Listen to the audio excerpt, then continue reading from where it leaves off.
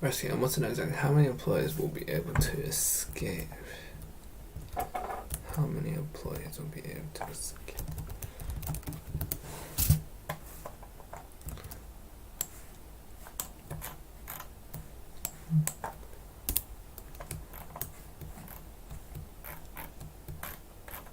What happened to the font here?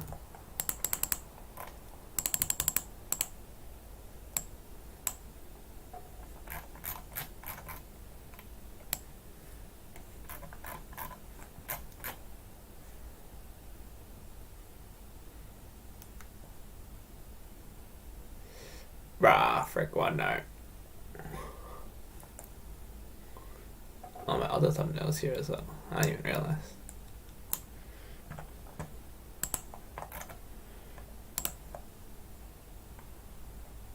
Size 11?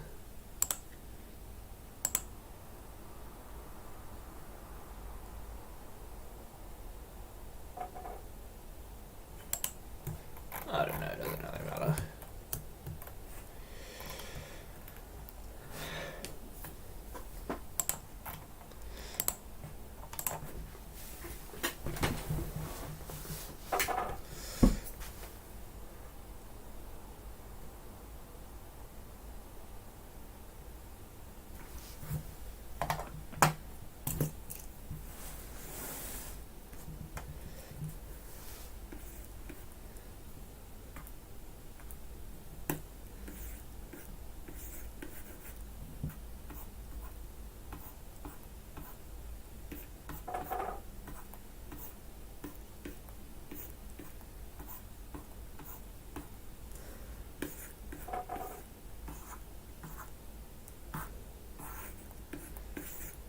So let's say there's 3 rooms.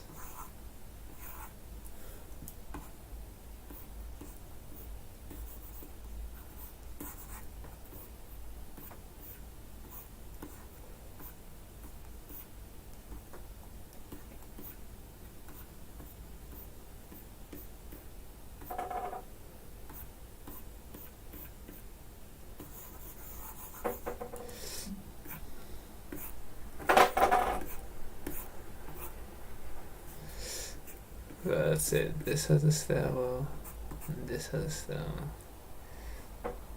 If there's 2 people here,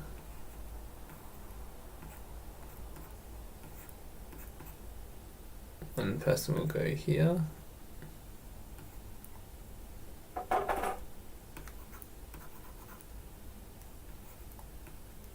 We'll just call this 1. We'll call this 2. 1 is gonna move here, which will break this, and then bro is gonna be able to escape. Nice. 2 doesn't have a path to go through there anymore. So 2 must go here and escape. Ah, okay. So what if there was something like this?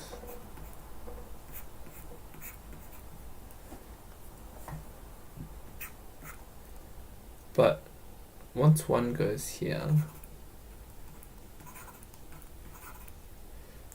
doesn't it break?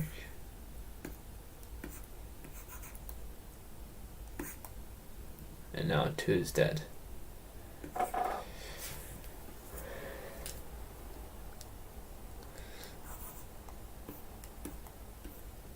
Each vertex represents a room and each edge represents a doorway.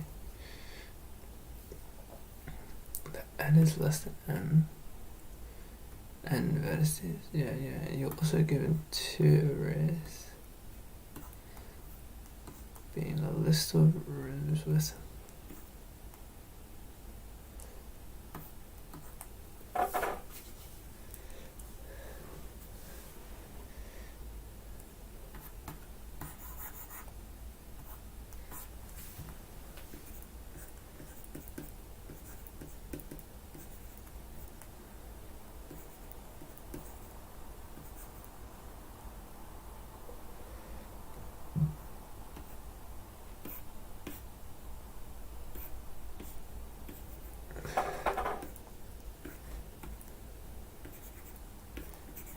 So room 1, I'll call this room 2, call this room 3.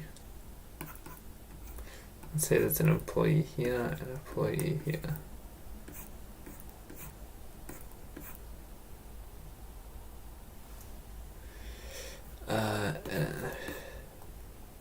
And a list of rooms with a stairwell, respectively.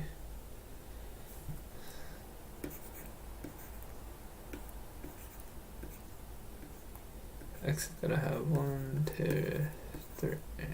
Well, yeah. I guess. 3 has a stairwell to 2. 2 has a... I don't know how it's gonna actually...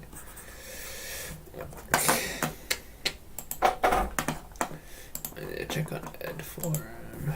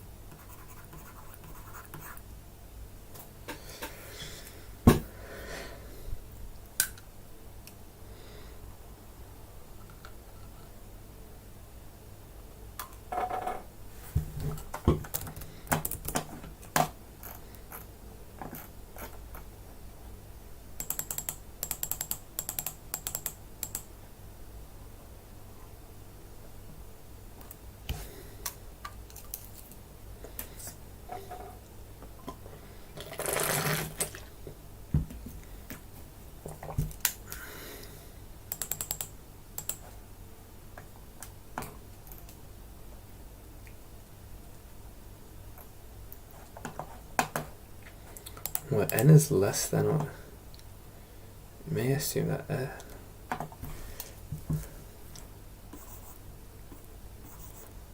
n vertices and m edges.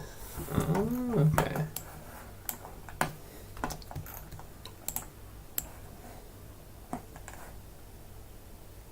Is it a minimal spanning tree then? I don't know.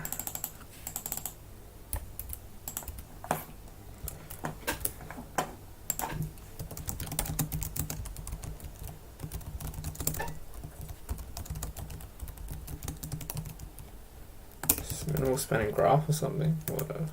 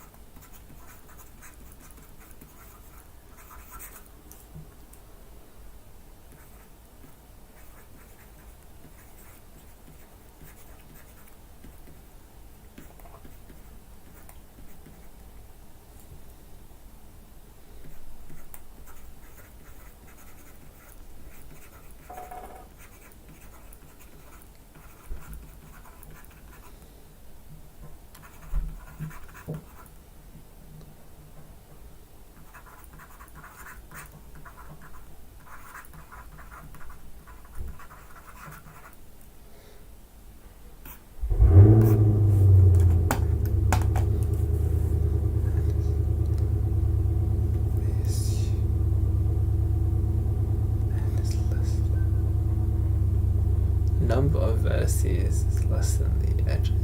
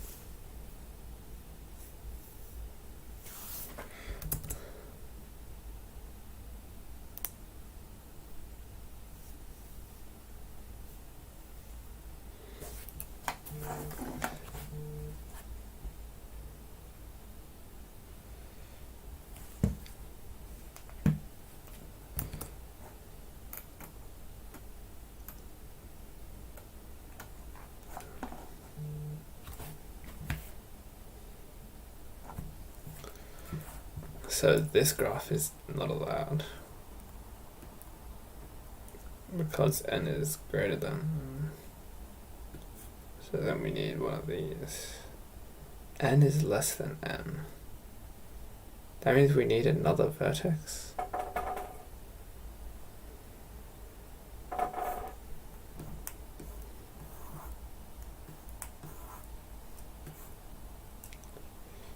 Five, 1, 2, 3, 4. Yeah.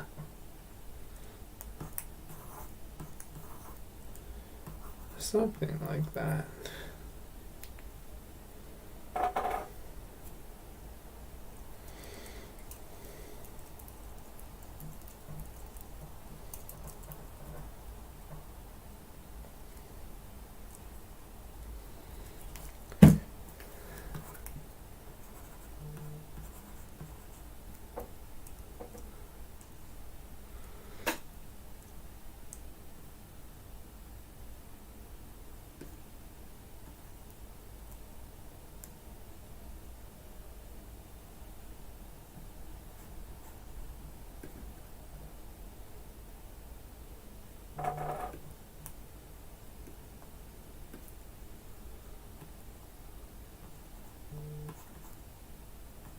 I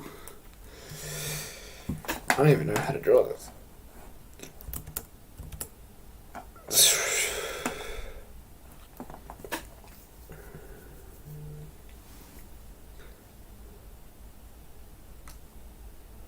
You may assume that n is less than m. N is less than m. I don't get that. Unless I go into our range.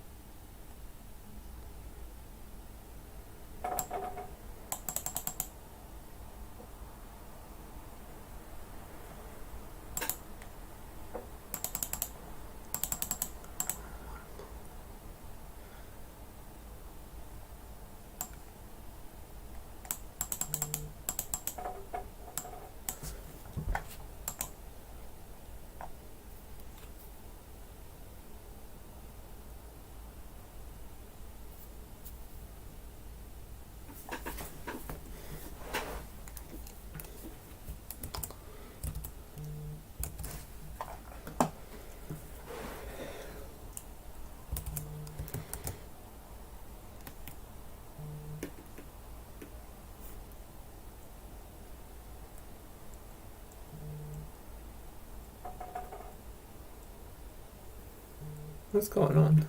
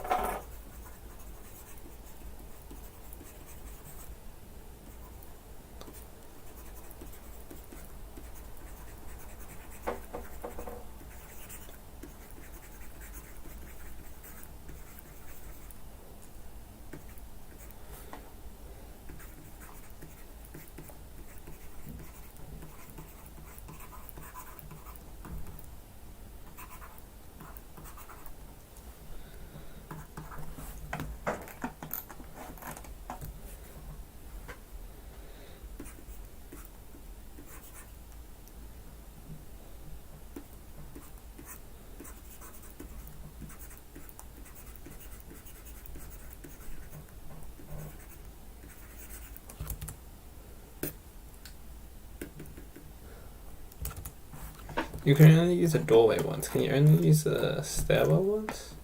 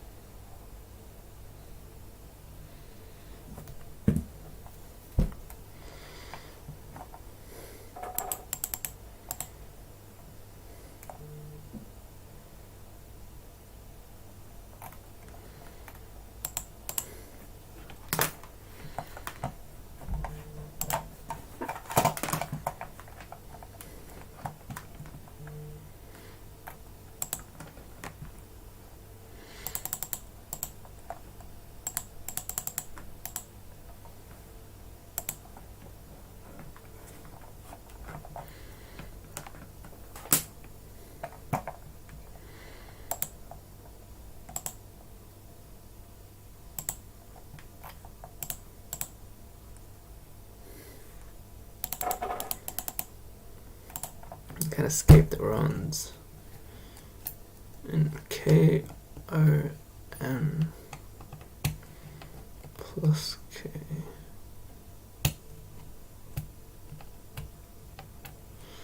What the frick?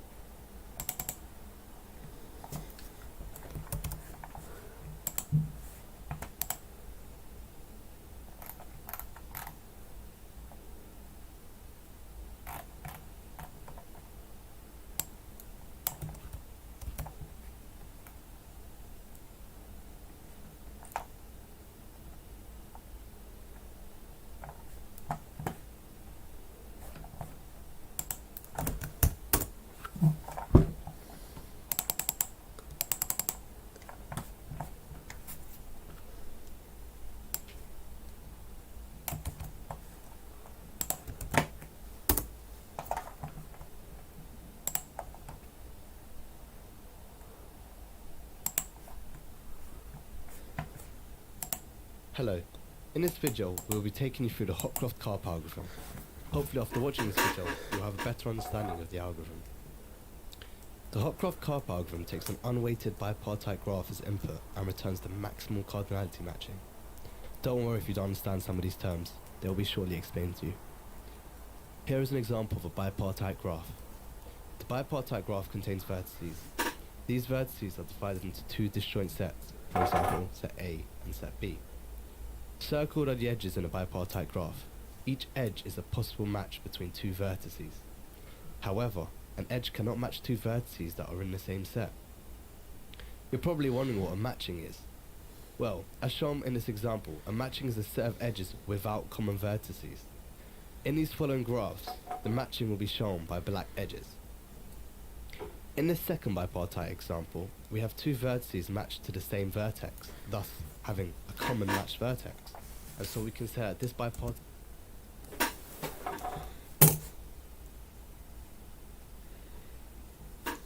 Yes. Yes.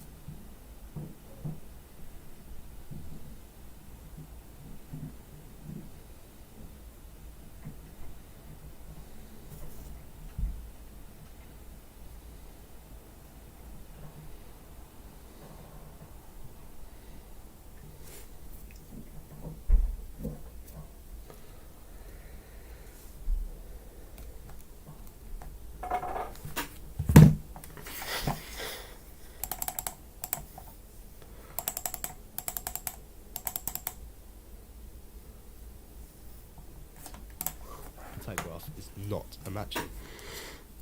Finally, in this third example, we have a maximal matching. This is what we aim to output using the Hopcroft-Karp algorithm.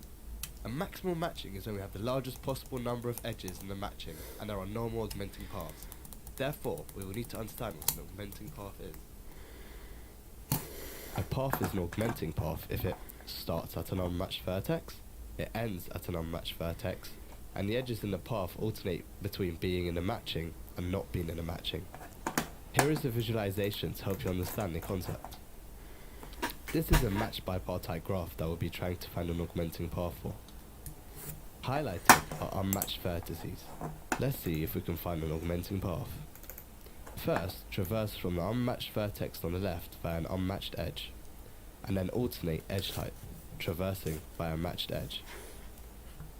We then alternate again, traversing via an unmatched edge. We'll keep alternating until we finally find an unmatched vertex. If we don't finish an unmatched vertex, we can say there are no augmenting paths. Hurrah! We have now arrived at an unmatched vertex. Therefore, we can say that a path we have just traversed is an augmenting path. Here is the augmenting path we have just found, started at the highlighted vertex on the left. The usefulness of this idea will come later when we go through the next example. So now we understand the basic concepts, we're going to look at the Hopcroft Karp algorithm in a bit more detail. So I've got the pseudocode here. First thing that you can see in there is we initialize the current matching to be empty. Then we enter a loop where we use breadth first search to build an alternating level graph rooted at unmatched vertices in set A, which is the set on the left. Next, we augment the current matching M with maximal set of vertex disjoint shortest length paths, and we use depth first search to do this.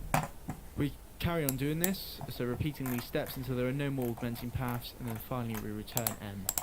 Don't worry if you don't understand that completely, because I'm going to go through it step by step now with an example. So I've got an example here, and the example is for linking people, maybe a family, to different tasks that need to be done in preparation for Christmas.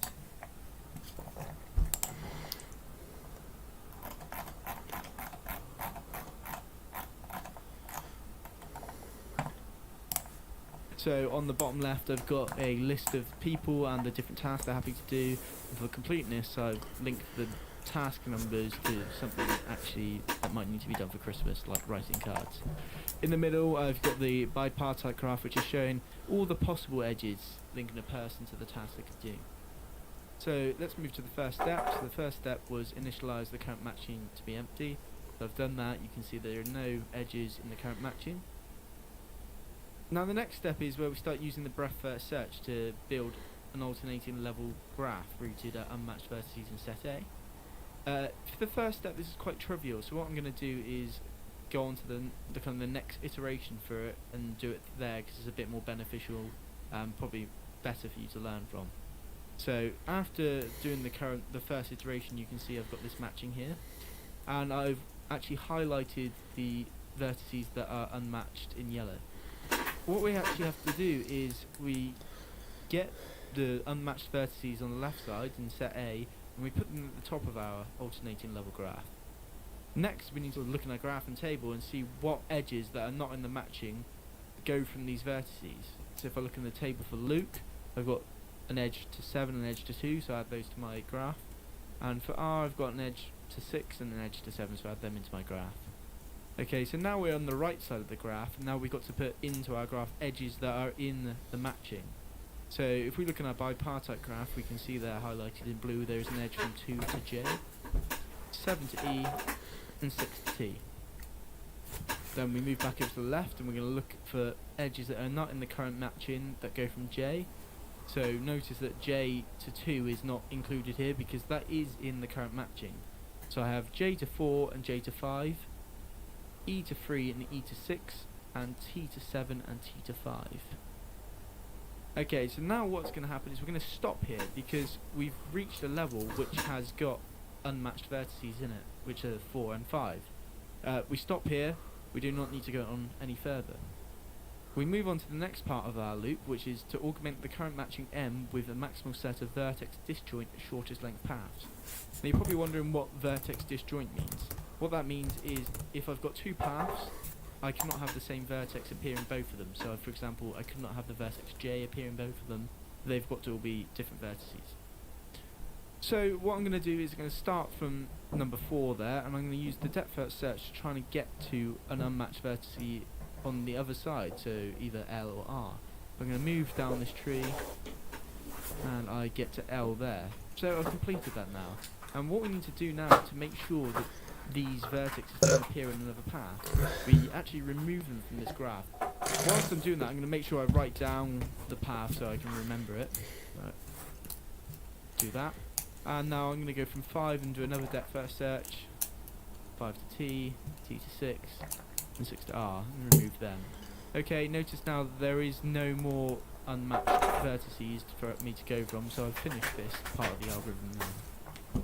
Notice I've used either a hyphen or an equal sign in my paths. Now the hyphen sign is to denote an edge that's not actually in the current matching, an equal sign is to denote an edge that is in the current matching. So 4 to J is not in there, J to 2 is in there. Now I'm going to actually use these paths and augment them with my current matching. So if you look over, I've now added the edges 4 to J and 2 to L, and removed the edge J to 2, which I've shown with a dotted line. And I'm going to do the same with the other part, and that leaves me with this matching here. Now, the condition of our loop was to keep going until there are no more augmenting paths.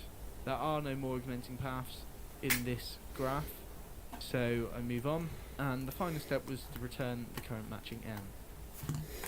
Now we hope you understand how the Hopcroft-Karp algorithm works. We are going to analyze the time complexity of the algorithm.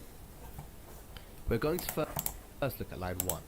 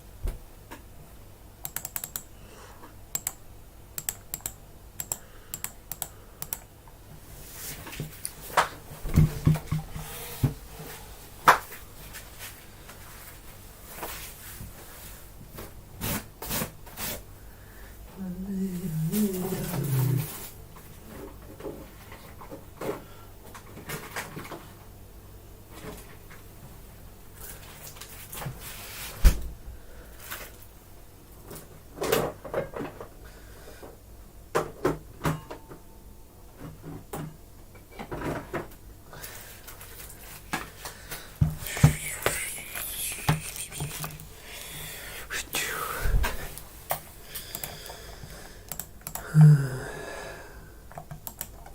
don't want to watch the lecture. Oh, whatever. Got a bit of time, I guess.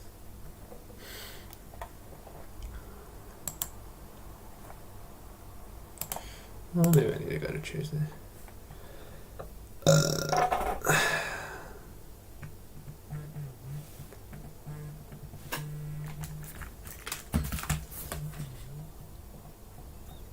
Was good. Wait, fucking Brian, he's the biggest slacker cunt. He just all he does is just miss gym at night.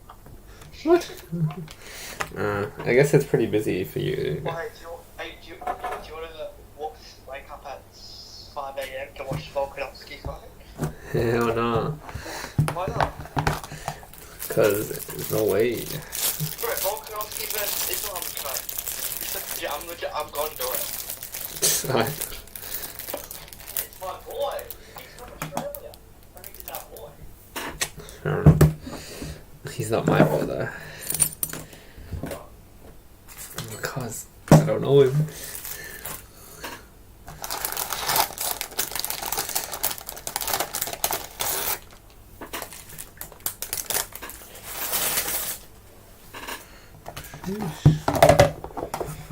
Oh my goodness.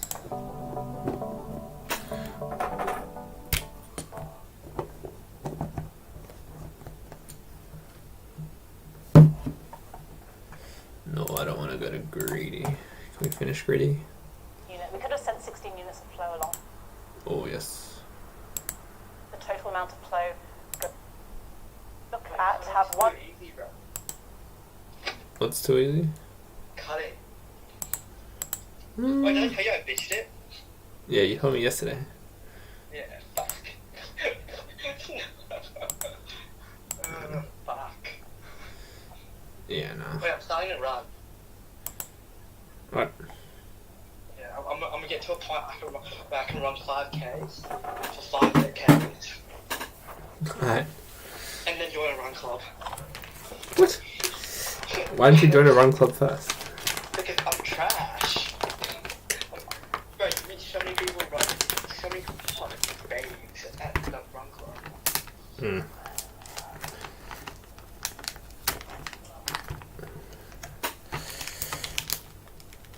Okay, so let's begin. First of all, a couple of announcements. So all of the slides for this week's lectures are already on Moodle. The assigned assessment 2 will sort of assess stuff that I'm going to present this week. So for those of you who want a head start on the assignment, you already have access to the slides, so you can read through them and work on those problems now if you want. What else is there to say? The quiz was due in last Friday. I know some people got it in a little bit late. We're following up with UNSW to find out what we're Bro, doing Brian just about does that. everything to skip the gym. To follow the protocol. So we're going to find out what the I don't protocol is know. and then let you know how we'll So be marking those disappointing. things. And hopefully, marking on assessment 1 is ongoing. Hopefully you'll get your results towards the end of this week. But there's a lot of you, so we're doing the best we can with that to get it done as quick as possible. Okay, so before I begin the material on flow networks that we're going to do this week, I didn't quite finish what we wanted to talk about last Thursday, so I'm just going to run over that last Thursday slides on spanning tree, and there's also one slide which I What do you do today to deserve crackers? just run. Nothing. I made a button pork frost dish. Why, are you eating cheese? Of course. Do those calculations again so that when you rewatch the lectures, when you come to revise, you see the correct explanation. Of course. So this will not make much sense now because I'm not going to go through it. Exactly. But hope if you watch it, the last section then this immediately afterwards, it'll make sense. Okay, so we're looking at, we had this algorithm for calculating minimum spanning tree called cross-pulse algorithm, and what it did was it created bags of vertices, and then it glued these bags together by adding edges. And those gluing operations were called union operations. Bro, I hate And when we were APG. analysing the runtime, we said that the first UK union operations touch most UK elements. So what does that mean? Well, it means if we look at a particular vertex M, and we look at what happens when it gets unions and unions and unions and unions and unions, how many operations can it go through? Well, we started with just the one vertex, and each time we union, we double the number of vertices, or at least double the number of vertices in the smallest bag. So we multiply the number of vertices in the same bag as M by 2. And then we do another union operation, and another one. So after some magical number x union operations, we'll have something of size at most 2k. So what's this magical number of x, the number of union operations we've done? Well, because this is equal to 2 to the x, we get x is at most log of 2k. What? Okay, so that's where the log factor comes in, and that's what I messed up in the previous lecture. That was weird. So yeah, we have at most log 2k operations that will affect the particular vertex m. And how many relabelings do we have to do? Well, this is a very, very loose upper bound, but we know that there's at most 2k vertices total that are affected in these unions. So in particular, in each step will affect at most 2k, and there's log 2k steps. So the total number of relabelings we'll have to do affecting the same buckets as m is at most 2k times log of 2k. Okay, that was fast, hopefully it'll make sense when we come back to revise. I have to do citing each time, that's really annoying. Okay. So the bit that I didn't get through, okay, was an application of Kruskal's algorithm. So I think we started going through the slide and then the time was up. I don't know how to stop it from doing that each time.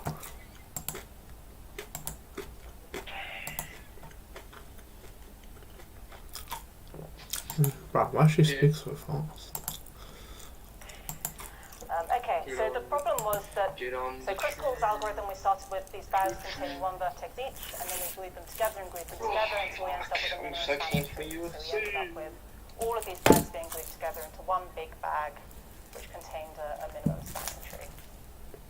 So this problem instead says, what if instead of constructing a minimum spanning tree, what you want to do is you're given your vertices and you're given this graph with edge weights, and you want to partition your vertices into k disjoint subsets. So you want to end up with k bags.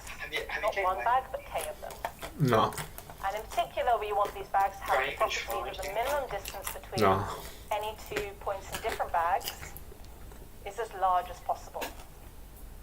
So you can think of this as clustering. You want your bags to be as sort of far apart as possible from each other. So we want to partition our vertex set into k disjoint sets so that these sets are as far apart from each other as possible. And how do we do that? Well, we just do Kruskal's algorithm, but we stop a little bit early. Because rather than gluing stuff together until we've got just one thing left, we stop when we've got k things, k bags left. Okay. So this is what we do. We just perform Kruskal's algorithm for building a minimum spanning tree, and we're going to stop as soon as we reach k bags, rather than one bag. Okay. But why does that work? We wanted to maximize the distance between things in different bags. What are So you let's watching, look at bro? all the things in different bags, Lecture. let's look at all of these distances between them, and find the minimum distance, Lecture. call it delta. So the minimum distance I think it's right between out. things in different bags. And this is the Check first all edge you right, that you're actually right. Kruskal's Yeah, algorithm cool. wouldn't pick if we let it continue past Why? two k disjoint subsets. If we let it glue the next two things They know the together, it rational would have law. tried to put this. What's bad about her calling rice out, mate? Surely that's It's a turn on. a green flag. She stalked me beforehand then. Don't flatter yourself, mate. How would she know my name's Rysel? Because what if she just has inside information? Inside trading. That's still stalking.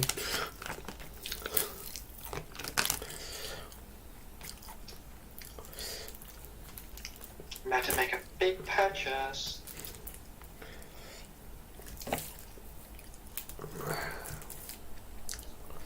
Right. Big purchase. Let's do 2. Okay. And because this is the minimum of all of these edges that we haven't picked yet, so all of the edges between different bags, that means it must be the minimum distance between two vertices and different connected components. And the way Kruskal's algorithm worked is it always picked the smallest edge it could at any step. So if it didn't pick this edge with value delta, that means that every stage of the algorithm before then, there was an edge with weight smaller, or maybe equal, but equal or less than delta. So you know that all of the edges you've already chosen will be upper bounded by this number. You have to spend $5,000. Right. How do we prove? So we're maybe convinced that we picked good edges so far. choice, a different algorithm which selected a different partition into k sets couldn't have been better. Well, we're going to compare it. So we'll take a solution which has k sets that's different from our greedy algorithm and compare it and see whether it is indeed better or worse. Okay. So take any other solution that you could have found. So any other partition that you made. We want to show that our greedy algorithm fits it. What? What does beating it mean? It means that this minimum distance between two sets has to be better with our greedy algorithm. So smaller with our greedy algorithm than with this. No, you're watching UFC. You just said submission. What? This is my lecture. Yeah. The lecture So the one, submit the is previous wrong slide said if the partition was the same, then Right. Crystal's algorithm would have been perfect. So this is a different partition that we need to compare. And in particular, our Crystal's algorithm would have put some pair of vertices in the same bag, which are now put in different vertices. In different bags by this other partition. Okay, so we need to see why is putting them in the same bag better than putting them in different bags. Okay. So this Si and Sj are in our curly S, so in our alternative You know Josh from Exclusive? and this Yeah. path from X We to went to Y Sydney is what we to did watch with our it, Crystal's CS:GO algorithm. So Crystal's algorithm Sheesh. put X and Y in the same bag. CS2 or which means CS? There was No, some CS:GO. path of edges in Crystal's algorithm. Is it called CS2? Did you say CSGO or CS2? Well, I'm so used to seeing. Oh, I don't know. It's probably CS2. Or it could have been the last CSGO tournament before everyone moved to CS2.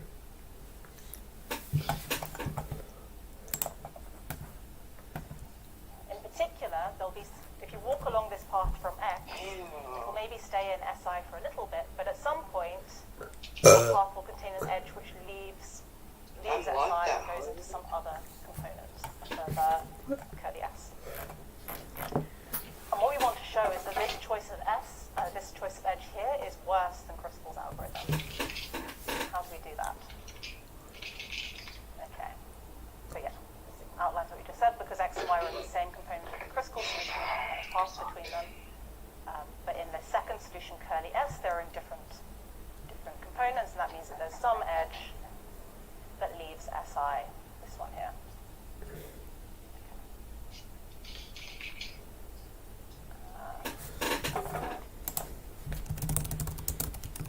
Yeah.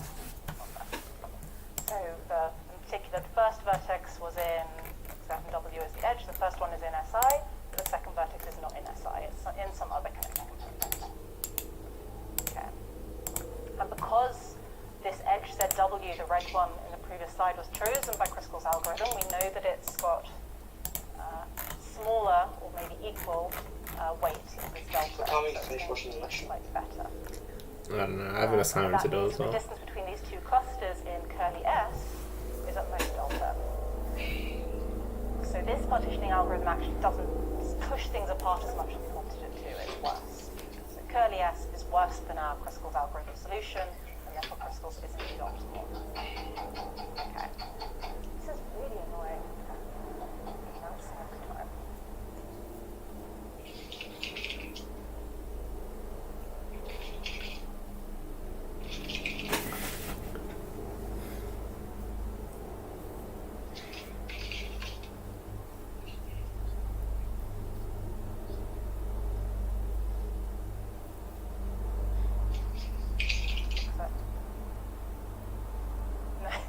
It's still doing it. Oh well. Oh no, now it stopped. Okay, great. That was what fixed it.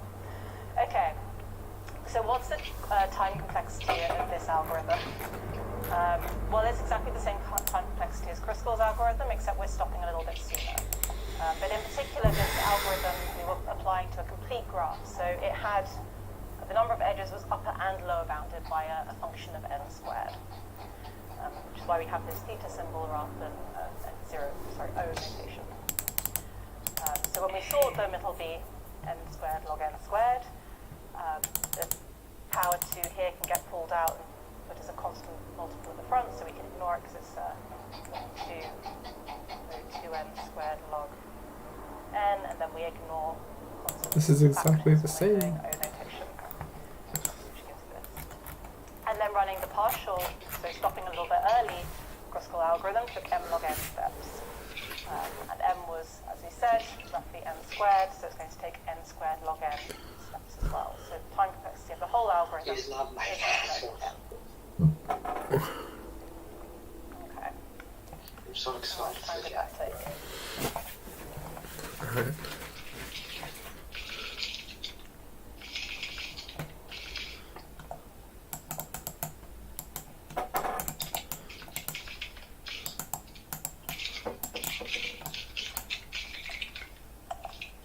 Okay, so that wraps up the greedy algorithm portion of the course from last week.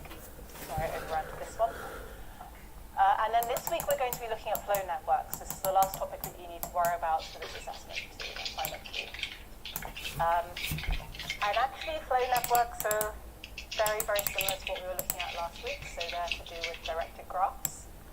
There's just a tiny change to go from directed graphs to flow networks.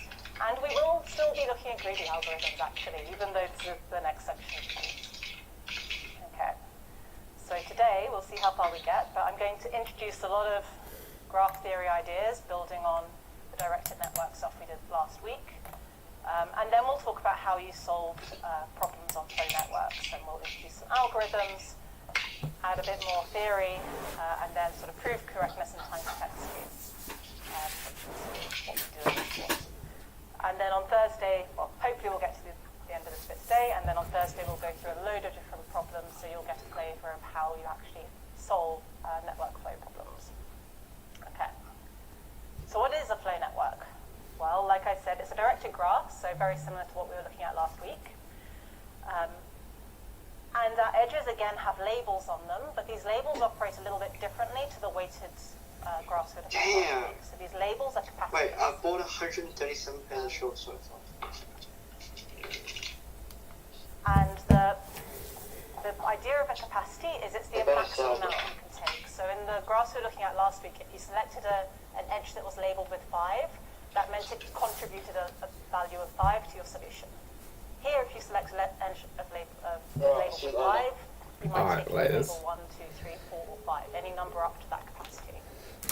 The way to think about these flow networks is like a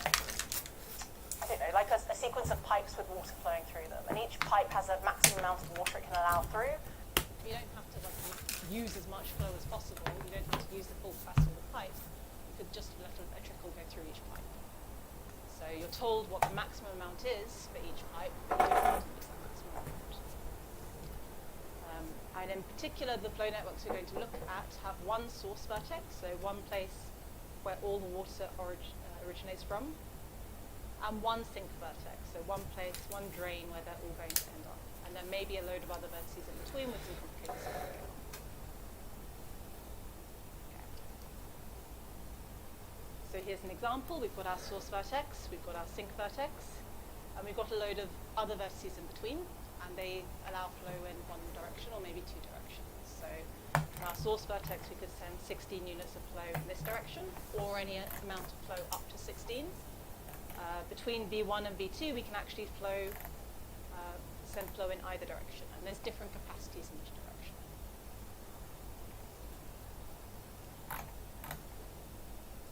And there's loads of examples of things that flow networks in real life. So you might think of transport networks, the water networks I was just talking about, gas pipelines. A really interesting one that's suddenly become relevant is electricity networks, actually. So electricity networks, we started off having these massive power plants that generated electricity, and only a few of them in the country. And now every single person in the country could potentially put some solar panels on their roof, and they could become a source. So we've gone from the situation of having a national grid with just a few source vertices to now having a national grid with thousands, millions of potential source vertices. And how on earth do we update our electrical system to handle that? It's a problem that a lot of researchers are struggling with right now.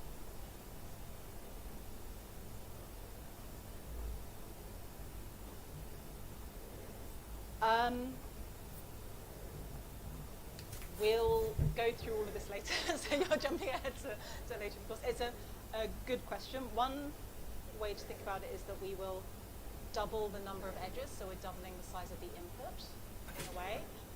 And so So when we find our time complexity in terms of the size of the input, you'll then be able to know, like, if I double the number of edges, how would that feed through to the time complexity? Yeah. Okay, but really great question. Just skipping to the end of the lecture. Cool. So yeah, these problems are hard and they're very relevant. Okay, so let's formalize these ideas we're talking about. What actually is a flow? So a flow is you want to send water or whatever commodity you have through your network from the source to the sink node. And for it to be valid, it has to satisfy some requirements. So it has to satisfy the capacity constraints. In any pipe, you can't send more flow through it than its maximum amount possible. So the flow through any edge doesn't exceed the capacity. And the second constraint we have is conservation. So if you look at a particular vertex, and you look at all of the flow you put into that vertex, maybe I put in 1 along here, 2 along here, 3 along here, how much comes out of the vertex? Well, the amount of flow that leaves the vertex always has to equal the amount of flow that enters the vertex. So maybe this 1, 2, and 3 gets split into, I don't know, a 5 and a 1. Could be any split possible, but the important thing is the amount of flow that goes into B is equal to the amount of flow that goes out of B. So we never lose flow at any point. Okay. And the third key idea we're going to need is the value of a flow. And you can think of the value of a flow as being, we've got this network, source node, sink node. We have all of these directed edges. And we're going to choose a flow for every single edge in our graph. And what does this actually represent? It will represent how much material I can send from S to T in my graph. And one way of counting up how much it is just look at the edges instant to use. Just look at these edges, S. Look at the edges that leave my source. And the amount of material that leaves my source will be the amount of flow that I've got going all the way through my network. Or the other easy way to do is to just look at your vertex, your sink vertex, and all of the edges that enter it, and count the flow on those. So these two numbers will be the same, and it's the total amount of flow that goes all the way through the graph. You can also count it in other places, but it's harder to do in other places, so I recommend either looking at your source or your sink to do this trick, finding the flow. Okay. And the goal when given a flow network, the problem you want to solve is what's the maximum amount of flow you could use. So what's the most efficient use of your electrical grid? You want to send as much information as possible. What's the maximum efficiency of your transport network? You want to be able to transport as many commuters as possible. So you want to know what's the maximum the network can handle. And this is a really nice result that will make our lives a lot simpler. And we're not going to prove it because it's hard to prove, which tends to be how it goes. If a result makes things a lot easier, that's because it was hard to prove. And what this theorem says is that when we're trying to find a flow, so when we're trying to choose what numbers to put on each edges, we only ever need to consider integers. So we never need to consider adding maybe half a flow to an edge or a tiny, tiny amount of flow to an edge. We only need to look at integers. And that really simplifies how many different possibilities we need to consider when searching for our maximum flow. And it makes our lives a lot easier. So whenever you're given a flow network where all of the capacities are integers, you actually only ever need to consider flows that are also integers, because there will be at least one optimal solution, so at least one assignment of flows to your network, which is maximal, which gives you a maximum flow rather. So there may be other optimal solutions which have fractional solutions or whatever complicated solutions you want, but there will always be an optimal solution that only uses integers, and those are the ones you need to search for. So let's look at this problem again, and we're going to, so this graph is a network, or a flow network, and it's got our source vertex S, our sink vertex T. Every single edge has a capacity, which we've written on the right-hand side of this slash, and we've also given it a flow. So this network represents a flow from S to T. Okay, so is it a valid flow? Does it satisfy the requirements to be called? Or what are our requirements? First of all, we have to satisfy the capacity constraints. So on every edge, we can't use more than its capacity. Does every edge satisfy that? Well, some edges we're using exactly the capacity, but that's okay. So we're allowed to use all 12 units there, that's fine. All 7 here, all 4 here. You can also use less than capacity, so it's okay to apply 15 units along here, 11 here, 8 here, 0, 1, this is all fine. Just using less than the maximum capacity, that's okay.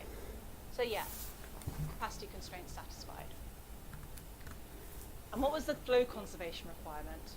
Well, that was the total amount that entered any vertex equal the total amount that left any vertex. Sorry, I lied a little bit. For the flow conservation, we ignore the source vertex and the sink vertex. We just check this requirement for the other ones. So for all of the other vertices, does the amount of flow that enters it equal the amount of flow that exits it? Well, let's look at V1 first. What does it have coming in?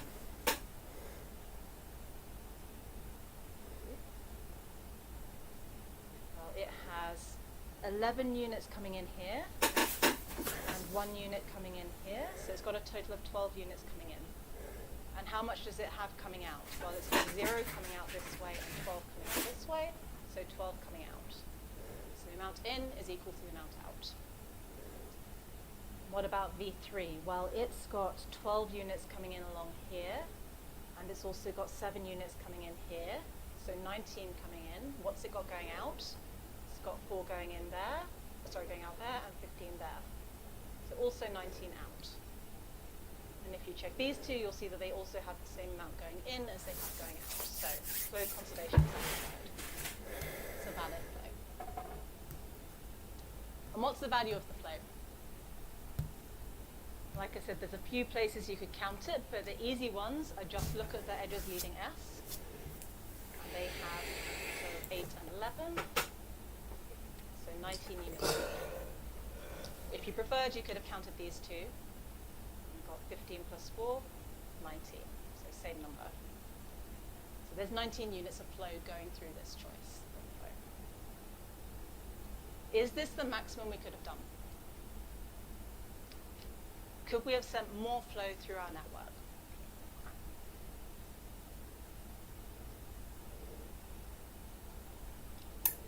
This is a really hard question. I reckon you can send more. Maybe the first thing you would think is, can I send 1 extra unit of flow? Is there a way to just add 1 to my solution somehow? So you might say, well, let's add a unit that goes along this top edge first. So instead of 11, we're going to send 12 along here. So we add an extra 1 along here. Well, where can we add an extra 1 that leaves V1? We can't add an extra 1 there, but we can add an extra unit down here. So we can turn that to a 1. So far, we are managing to add an extra 1 unit to our network. What about the next step? Well, from V2, we've only got 2 possible ways to go out. We could go back to V1, and that's a waste, or we could add an extra 1 unit here. So let's do that and send a unit to V4. No, you can't. But then we get stuck, so there's no way to add an extra unit that leaves V4. So there's no extra way of adding 1 unit of flow, going 1 vertex at a time from S to T. If we try to do the same argument along this edge by adding 1 here, you'd see a similar. So this sort of greedy approach of starting with a flow and then just trying to add 1 unit from S to T doesn't really seem to work. But maybe there's some other way, right? And in fact, there is some other way of sending a unit of flow from S to T. And there is something here in this network that might give you some intuition as to why that is. Imagine it is indeed water that we're sending along our network. Well, there's something weird going on in the middle, right? We've got water flowing along here, and then water flowing along here, and then water flowing back along here. And this seems really inefficient. Why would you ever do that? So it seems like we've probably done something silly with our 19 units, and that could be improved. And what's something we could do to improve it? Well, maybe we think we shouldn't be sending things around in a circle, so let's not send any flow there. Let's change that to 0. But now we need to add an extra 4 units elsewhere leaving V3. Let's add it here. okay, we've now added an extra 4 units that goes from S to T, so we've improved our solution. Or it looks like we probably can improve our solution. But in order to do that, we had to be able to cancel flows. We can't just think add, we have to also be able to subtract in order to fix a flow network to obtain the maximum flow. And we need to go through that more formally to understand how you actually do that. So this is the same network with a different choice of flows on each edge, and it actually achieves a flow of 23. And it did this trick of changing this to a 0, changing this to 19 by adding 4. But we also had to change something at the start near S in order to give these extra 4 units. No, sorry, that's not true. Is that true? Yeah, that is true. So we need to understand exactly how do we go from this previous flow of 19 units to get this one. Okay. So we saw that just changing one edge at a time, trying to add 1 unit from 1 edge at a time from S to T did not work, so that's not the right way to do it. And it's because we needed to reverse a flow. So we needed to reverse this one in order to improve our solution. Okay. And in particular, as we said, the best choice would be don't create a cycle, but try and send the extra 4 units this way instead. So, what's the way that we do this correcting of mistakes or cancelling flow? And it requires us to draw another graph. And this graph is a little bit complicated. So hopefully you'll follow along with me. It's called the residual flow network. And what it models is what capacity we didn't use. So let's look at a particular edge. Let's look at this edge. We could have used 16 units. We could have sent 16 units of flow along here, but we only sent 11. So there were 5 units of extra flow that we could have sent. And that gets modeled in the residual flow network. If we want, we can send an extra 5 units in that direction. The other thing we could do is decide actually sending 11 units is not a good idea. We shouldn't have done that. Maybe we should have only sent 7 or 0. And how do we model that? Well, we put an edge in the opposite direction and say we could cancel anything up to 11 units. So for each edge in our flow network, we get a pair of edges in our residual flow network. One direction says how much unused capacity is there that we could add, and the other is how much can we cancel of what we used. And I lied to you a little bit because you'll see that some of these pairs only have one edge, and that corresponds to when, for example here, we're using all of our capacity. So there's no extra capacity, right? It's 0. And because it's 0, we can just not bother drawing the edge. So the undrawn edges are the ones with a 0 on them. There's no point adding them so they don't contribute. So all equally here.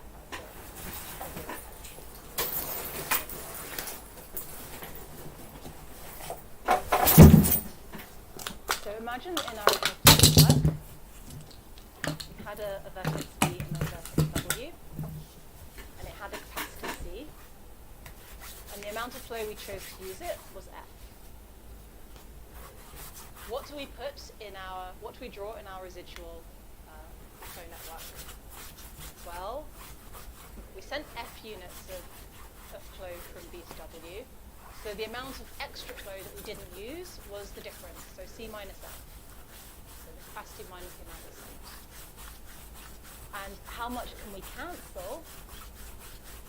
Well, we sent F, so we can cancel up to F units of flow. And this is how you get from your choice of flow network to your residual.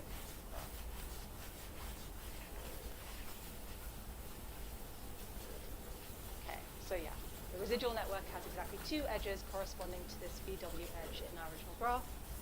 Forwards edge has capacity C minus F for the unused capacity. And then the backwards direction has capacity F, and it models how much we can cancel from the flow that we've chosen. Okay.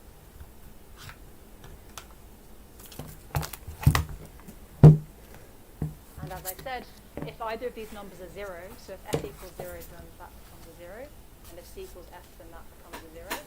And when those happen, we don't bother drawing the edge in our residual network.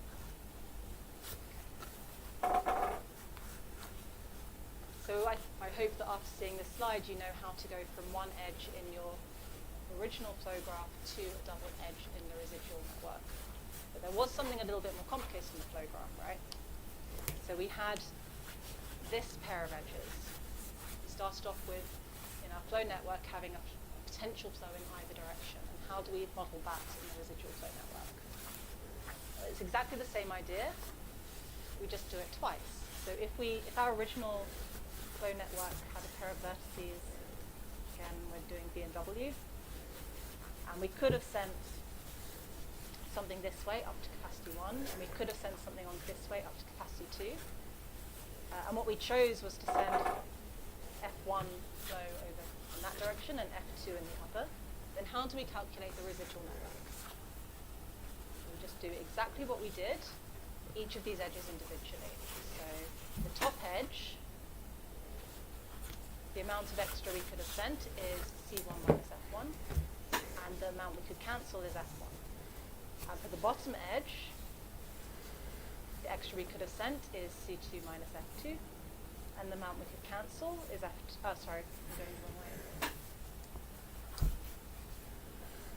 So the amount we sent in this direction was C2 minus F2, and the amount we can cancel in this direction is F2. And so to get exactly the pair of edges that we draw in the residual network, we just take the sum of these two things. So in this direction, we have C1 minus F1, and we also have F2. And in this direction, what do we have? We've got F1, and we've got C2 minus F2. So we just do the same trick for each of the two edges, and then sum up the solution.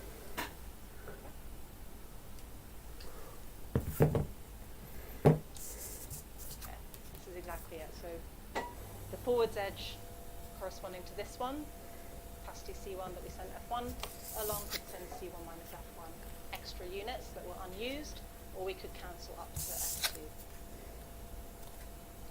And then we end up with the two capacities that I just talked you through for each edge. Okay. So now we have this idea of a residual network. We can use it to formalize the idea of how you cancel flows on edges to improve your solution. And the idea of how we do this is an augmenting path. So what is an augmenting path? Well, we look in the residual flow network, and we find a sequence of edges that goes from S to T. So a sequence of directed edges that gives us a directed path from S to T. And we'll use that as our augmenting path to improve our flow.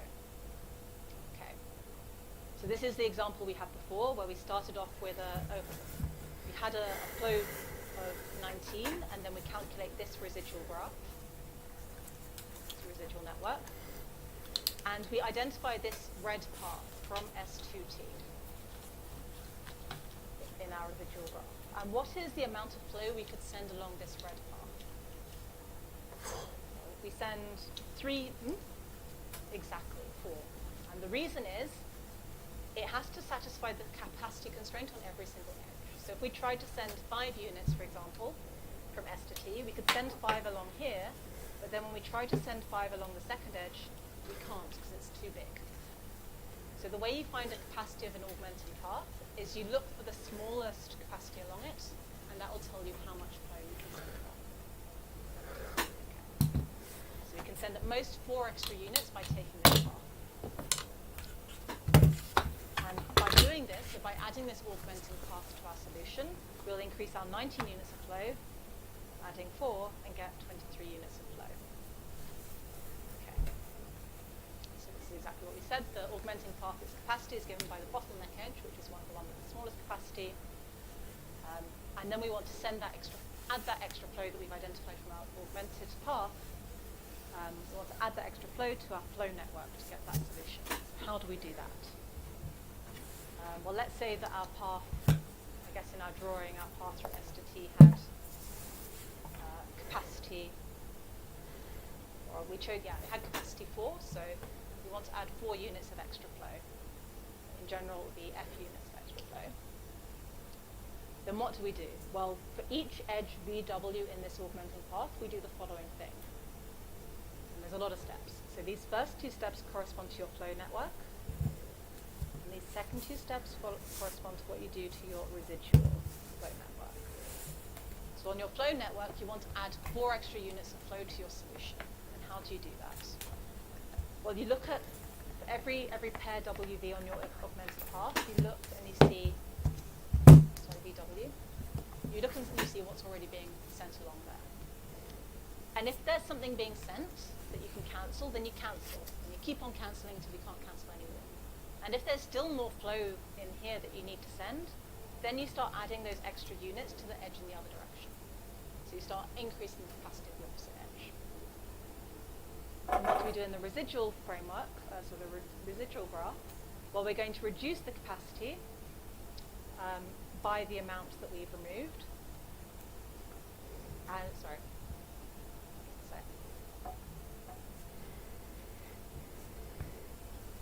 So because in one direction we were trying to model how much unused capacity we had, now we're going to be using that extra F, so we need to reduce it in that direction.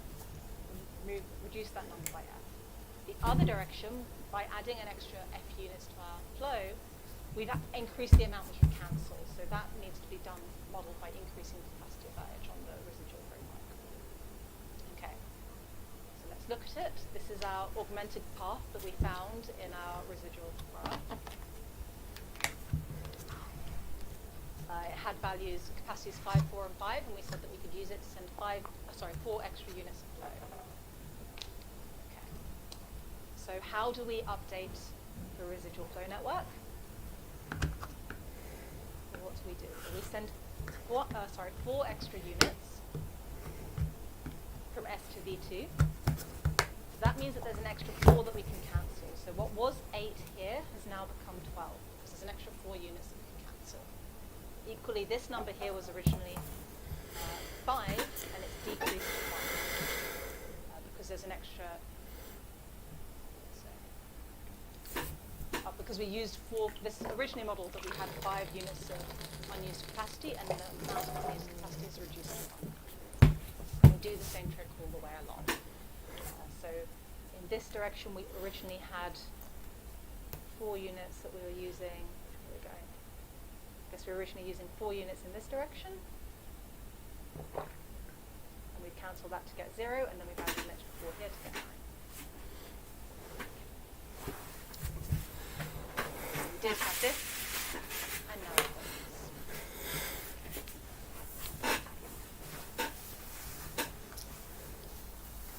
And what's the flow that we now have? Well, originally we had a flow of 19, and now if we add all of the outgoing flows from S, we get 23. Or we could add all the incoming flows to T and also get 23. So we now have a flow of 23. And the way we achieved it was by changing this blue path from the original flow to this new flow, by sending an extra 4 units along this blue path.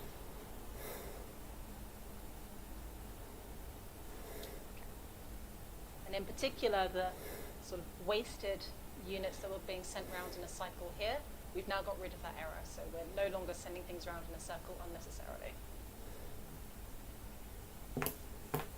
Okay.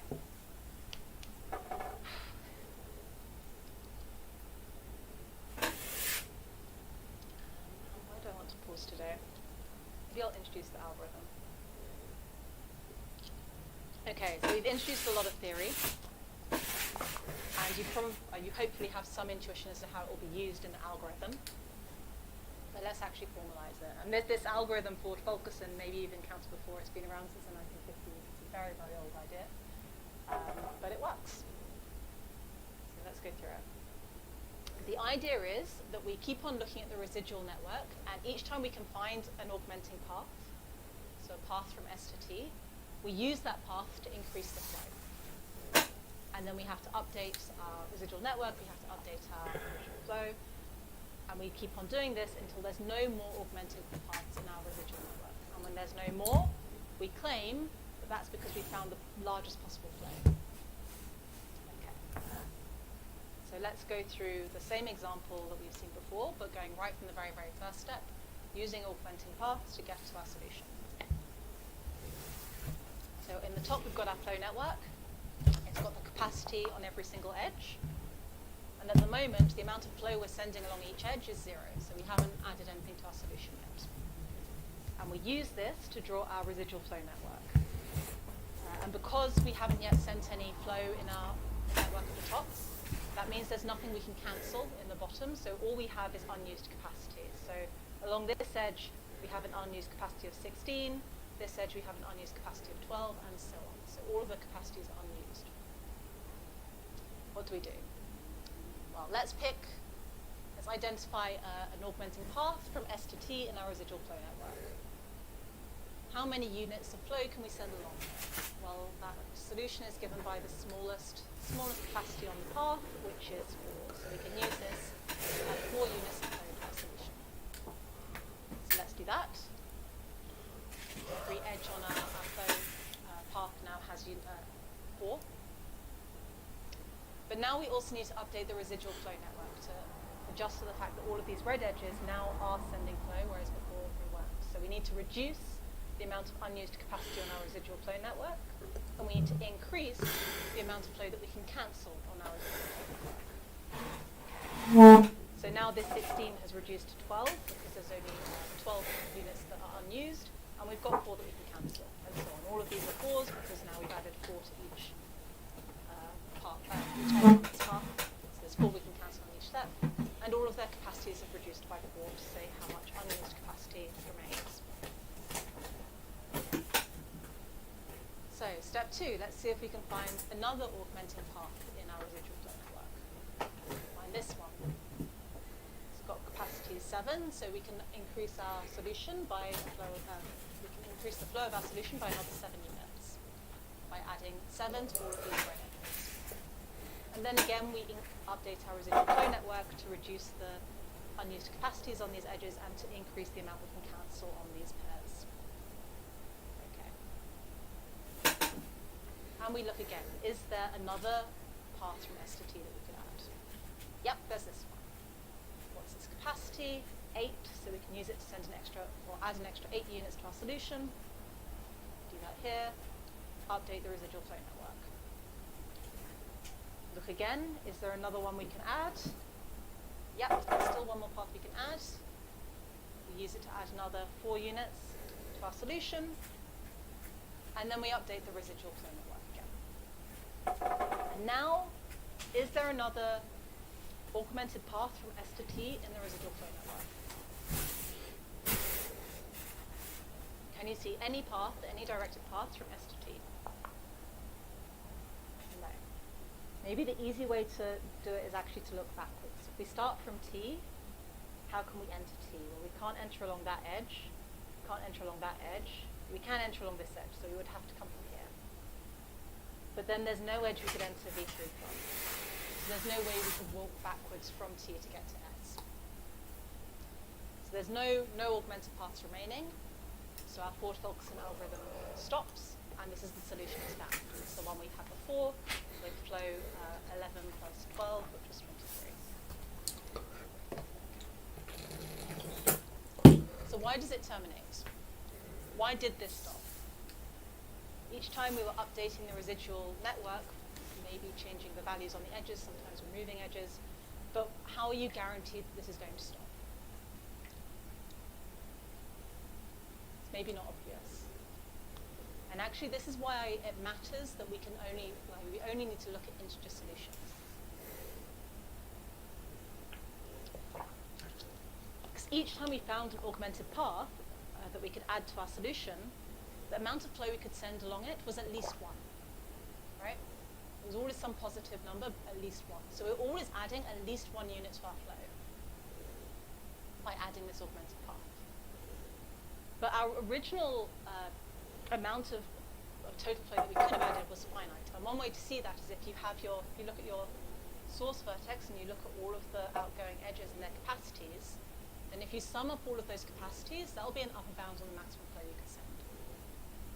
So you've got a procedure that's always increasing the amount of flow every single step. You're always increasing by some integer value, and it has an upper bound, this sum of capacities. Has this upper bound of an integer that you can hit. And because you're always increasing, eventually you will hit it, or you'll hit the optimal capacity sooner. So it has to terminate. You can't just keep on increasing by integer values forever. Okay, so it has to terminate. But why does it give us the maximum flow? This is a little bit harder to see. So maybe we're convinced that eventually there won't be any more augmenting paths, but maybe there was a completely different approach you could have used to find a higher, a larger flow. Maybe by choosing bad augmented paths, we block ourselves off from finding a better solution. Actually, this isn't the case. So the Fogel-Christensen algorithm will always give you the maximum flow, but it's a little bit hard to explain why, and that will be the main bulk of the second part of this lecture. So I'll take a 5-minute break, or we will take a 5-minute break now. I brought some snacks for you again, so you can power up for the second half. Snacks? I'll put them on the table over there What? for you.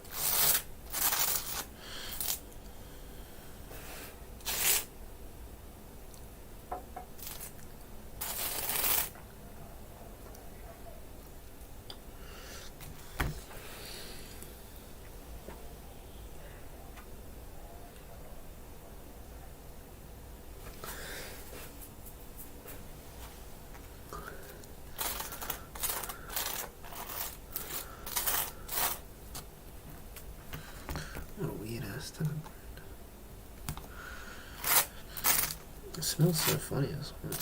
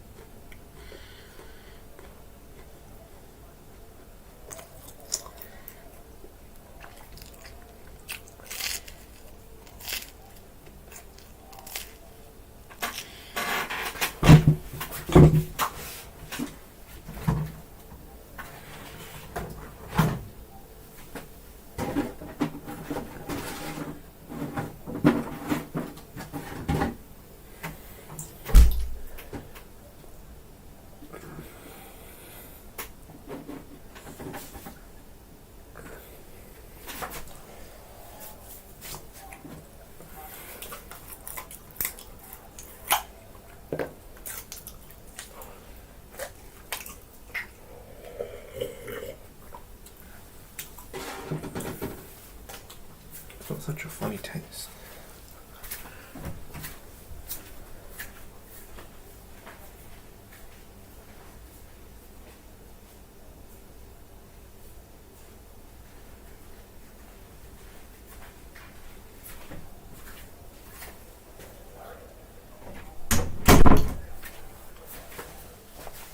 Okay, sorry, it's a short break today.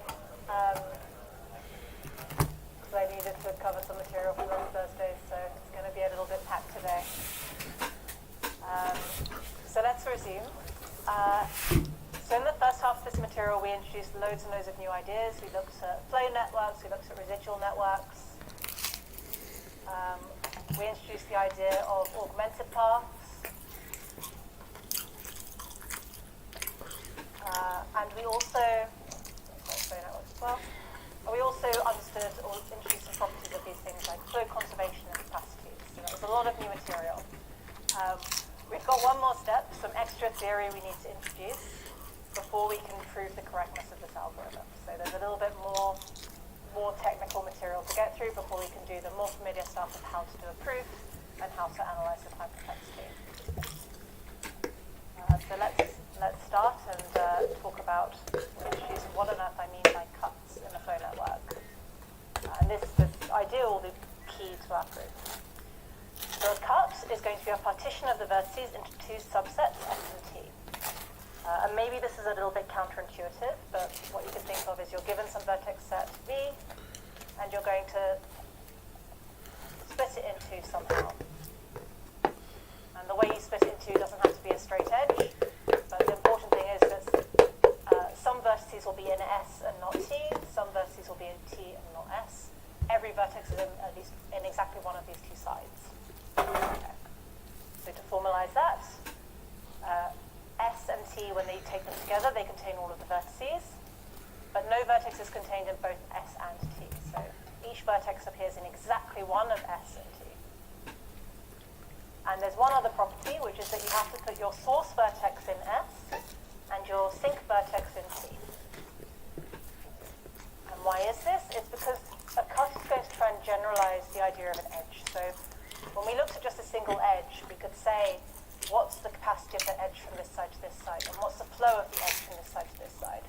And now we want to be able to say the same thing, but instead of just looking at one edge, one vertex at each end, want to be able to talk about whole sets and understand what's the capacity between these two sets and what's the flow between these two sets. And because we're only interested in flows that start at our source and end at our sink, that's why our sink node always has to be on the right-hand side and our source node always has to be on the left-hand side. So we'll do exactly this. We're going to generalize the ideas of capacities and flows that we had for edges. So given a cut ST, so given a way of splitting your vertices into two sets, its capacity will be the sum of the capacities of all of the forwards edges. So we look at our partition into two, we look at every edge going this way, and we sum up the capacities of all of these edges. And if there's an edge going this way, we ignore it. We don't bother looking at it when we're looking at the capacity, because we're only interested in sending flow from the source to the sink. So we're only interested in sending stuff to the right. We're only interested in what's the maximum amount we could send to the right. Okay. So maybe the formula looks a little bit horrific, but this is exactly what it's saying. So for each edge UV, where U is on the left and V is on the right, we look at its capacity and we sum all of these capacities up, and that will tell us the capacity of the cut. Okay. And we ignore the ones that go from right to left. Okay, and the other idea we had for an edge was a flow, which was how much, rather than the maximum amount we could send, is how much do we actually send? How much flow do we actually send along an edge? And we can argue the same thing for a cut, so how much flow do we actually send across the cut? And here we do have to consider both directions. So maybe think of it in terms of commuters. So you've got the suburbs over here, and the CBD over here. And maybe some of your commuters pass this way in rush hour, and then some of them maybe pass back, and then some of them maybe head back to the CBD again. At the end of rush hour, how many people are actually going to be in the CBD? Well, you need to look at all of the flows that went from left to right and subtract all of the people that went back to the suburb. So we need to consider flows in both directions. So the flow of the cut that went from S to C, so your source to your sink, is you look at all of the flows that go from left to right, and you sum them up, and then you subtract all of the flows that went from right to left. And this will tell you, after everything's flowed, how much stuff is left on the right-hand side. Okay. And this is a really key result that we're not going to prove together, but it will be key to the arguments we use to prove the correctness of the Ford-Fulkerson algorithm. And there's a few hints I could give you. So what this says is that if you pick any flow on so you have your network and you choose a flow and it's valid, so it satisfies our capacity constraints, it satisfies the flow conservation constraints, the flow across any cut will equal the flow of this network. And one way to think about it is a little bit like induction, but it's a bit more complicated. So we already know that if you just look at S and you look at all of the flows that leave S, then the sum of these flows is equal to the flow value of your graph. So the sum of these things will be equal to F. And this is the case when S is a single vertex, and T is everything in your vertex set except that one vertex. So this is like the base case of your induction. So how could you build from that case to prove that for every single cut S and T, you will have this property? A little bit more complicated, but the values we know of flow networks the properties we know about flow networks are key. So you will need to use the idea of the definition of a flow, the value of a flow, which is what we were saying, what this is, it's the sum of everything that leaves S. And we'll also need to think about flow conservation. So if you want to work on that on your own time, you're welcome to. It's a cute result. And it makes taking it as given makes the following proofs a little bit easier. Okay. So if we look at a particular cut, how does its flow compare to its capacity? Well, we were hoping that flow on a cut would generalize the idea of flow on an edge, and we're hoping that the idea of capacity of a cut will generalize the idea of capacity on an edge. And for a single edge, we have this nice property that the flow never exceeded the capacity. So we would like this to also be true for cuts. Is it? Well, let's look at all of the edges that go forwards. We know for all of the edges that go forwards, the flow will be at most the capacity. So the flow won't exceed the capacity. So this side we're good. So it will contribute towards the flow and it will contribute towards the capacity, but it will contribute more to the capacity than it does to the flow. So we're good. And the edges that go in the other direction, we use the fact that we only counted forwards capacity. So when we look at edges that go this way, we subtract their flow from the overall flow of the cut, but we just ignore their capacity when we're looking at the capacity. So this capacity here will tell us the capacity of the cut, and we know that this will be bigger than this. So when we subtract these ones, it's still going to be bigger, right? So the capacity of our cut will definitely be bigger than the flow on our cut. Or, sorry, at least as big, it could be equal. And then using the property from the previous slide that these two things are equal, it means that the flow on our network is going to be bounded above by the capacity on a cut. And importantly, this is true for any cut you look at. So any cut you pick in your graph will be an upper bound for the flow.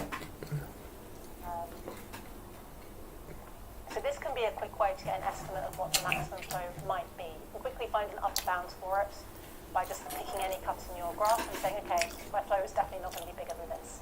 It might be a lot smaller. Your maximum flow might be a lot smaller, but it does give you some upper bound. Okay. That's the one I was expecting to look at. Yeah, okay. So let's look at this particular example and go through these ideas to make sure that it's understood. So in this flow network, I've chosen that my vertices in the set S are going to be the black ones, and the vertices in the set T are going to be the white ones. So what is the capacity of this cut ST?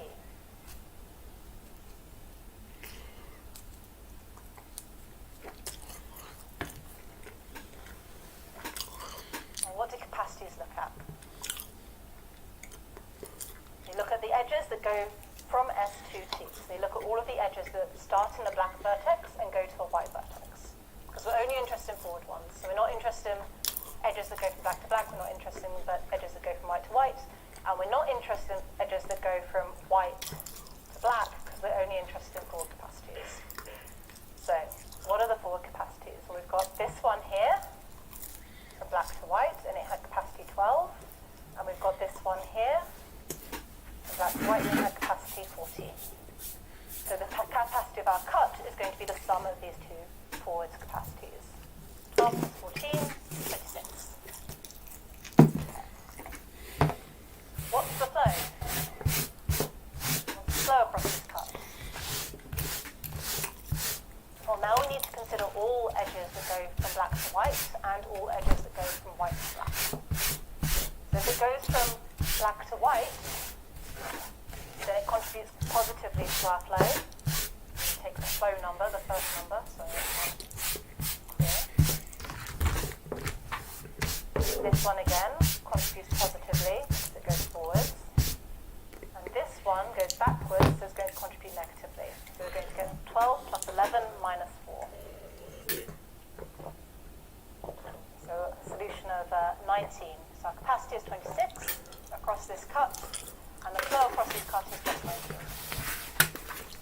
Okay. So it's a little bit more formally, when we're doing the capacity, we sum up all of the capacities that go from a vertex in S to a vertex in T, and there are just two of these edges. And to do the flow, if an edge goes from S to T, then we add its flow, so these two get added. And if an edge goes from T to S, then we subtract its flow. And again, just to highlight, in this one we ignored backwards edges, and in this one we had to look at backwards edges as well. So that was the last bit of new theory, and it's now enough that we can prove the max flow min cut result, which I'll introduce, and also that Paul Fulkerson does indeed give us the maximal flow. This is the max flow min cut theorem, which you may have heard of before, which says that if we look over all of the cuts, so given your flow network, and you put your flows on it, look at all of the cuts on this network. Find the cut with minimal capacity. That cut will tell you exactly the maximum amount of flow. So we saw before that these capacities give you an upper bound on the amount of flow. Actually, the smallest one will be equal. So if you had the time, you could check all of the possible cuts and you could find what the maximum amount of flow is by just looking at cuts. Okay. And to prove this, let's just sketch out what we're going to do because it's going to take a little bit of time. So assume you have a flow, and we know that this flow can't be more than the capacity of any cut because we saw that before, we know that the flow is equal, the flow of our network is equal to the flow of any cut, and we know that the flow of any cut is upper bounded by the capacity of that cut. So we know that our flow on our network can never be bigger than the capacity of any cut. So it's either smaller or it's equal to. Okay. So what we want to show is that looking at all of these cuts, we can find one that's small enough that this inequality becomes an equality.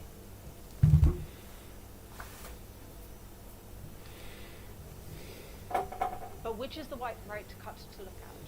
So hopefully there's one cut where that inequality becomes an equality, but how do we know which one to look for? How do we identify it?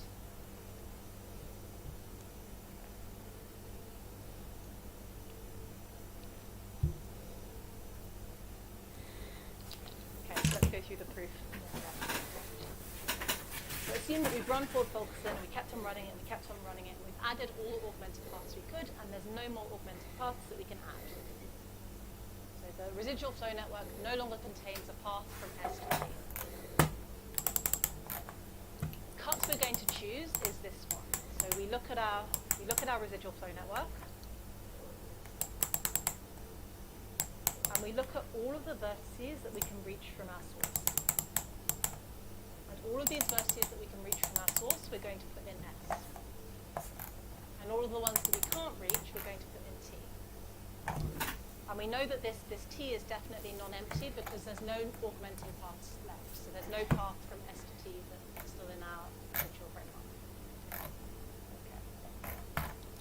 So yeah, S is going to be S, and all of the vertices we can reach from S along directed edges, and T is all the ones that we can reach from S.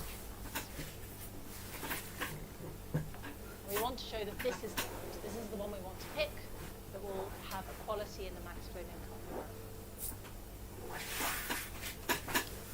So let's go through an example to better understand what this cut might look like. So this is our residual graph. We've run Ford Fulkerson, we kept on running it, and now our graph no longer contains any path from S to T. So what vertices do we put in the set S? Well, we start at our source vertex and we say we can reach this one, so this is going in S, and we can reach this one, so this is going in S, and we can reach this one, so this is going in S. But we can't travel along these edges, we can't travel outwards along that edge, we can't travel outwards along that edge. So these 4 vertices I've circled will be the ones in S, and the other ones are going to go into our set T. Okay. So let's look at this same cut. So it's cutting the vertices into the same sets. S, V1, V2, and V4 are all in S, and the 2 remaining vertices are in T. But now we're looking at how this cut affects our flow graph rather than our residual graph. If you look at this, you might see something maybe a little bit surprising. If you look at the edges that cross the cut. So all of the edges that go forwards across this cut have something in common. They're all at max capacity. So, for example, here we had 12 units we could have used. We're using all 12 of them. Here, 7 units we could have used. We're using all 7. And here we're using all the units we could as well. And there's exactly one edge that goes the wrong way across the cut. And here we're not using any. got a flow of 0. So will this be true in general? So is it true that whenever we get to this final stage of the Ford-Fulkerson algorithm, we can't find any more augmenting paths, and we choose our set S to look like this, so all of the vertices reachable from our source vertex, will it always have this property, that the forwards edges will be at max capacity and the backwards edges will be at 0 capacity? Okay, and I claim that this is true. So whenever you construct S in this way, all of the edges that leave S and enter S from T will have exactly this property. Okay, but why is that? Well, imagine you're looking at your flow network, and you've constructed your S, and you have some vertex in your SU have paths. So how bad can residual graph you would these two things? Maybe let's hide that for a second. So what we did was we looked at our residual network. Sorry, residual graph. And we picked any augmenting path from S to T. We didn't have any rule for how we picked it. We just said, look for one. If you find one, take it. So we weren't being very clever. And in particular, if you just pick arbitrarily, you could make a really bad choice. So let's look at this example here. Just by looking at it, you can see that maybe the first path you should pick is this one along the top, which would add 1,000 to your flow. And 1,000 on that edge, and 1,000 on that edge. And then maybe the second augmenting path you should pick is this one. And that would also add 1,000 along each edge. So you'll get a flow of 2,000 units from S to T, and you would have found it using just 2 augmenting paths.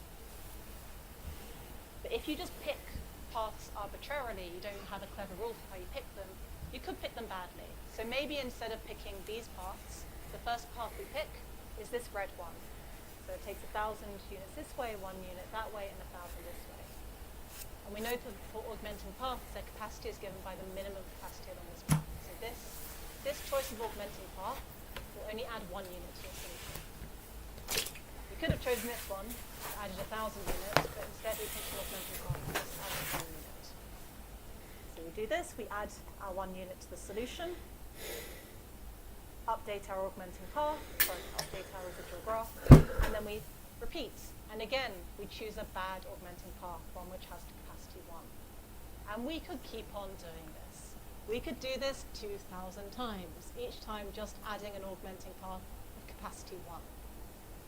So we've gone from a solution that just had two steps, 2 augmenting paths, to one that potentially has 2,000 augmenting paths.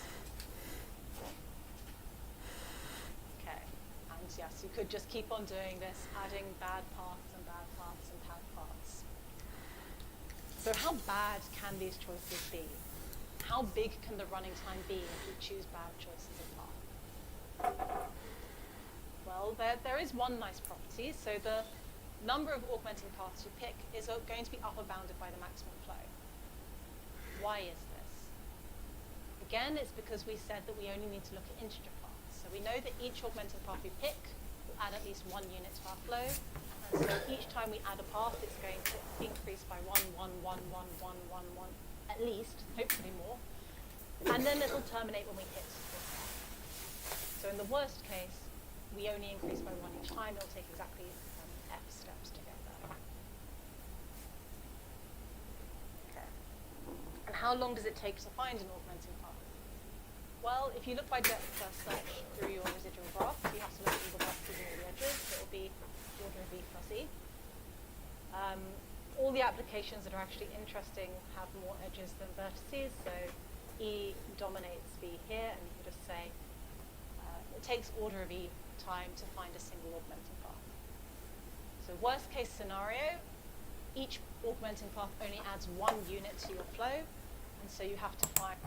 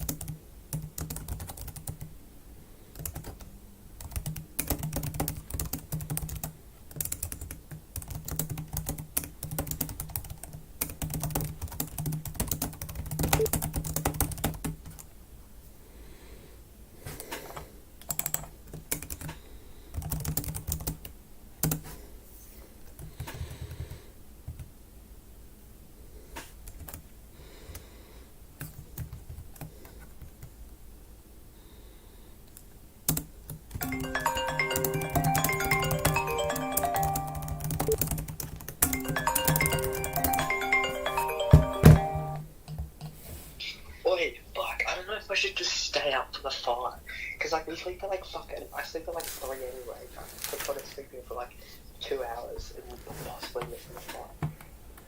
I don't know, up to you. So surely stay up and watch it. No. Why not? I got an assignment due anyways. Yeah, but it's for Konowski, but he's representing a training sport. Oh, I found out Brian's at a concert, that's why he's not replying. I thought he just skipped me in. Mm. Okay, let me actually put an alarm in case. The thing is, if I put an alarm, it'll wake all my family up. Yeah.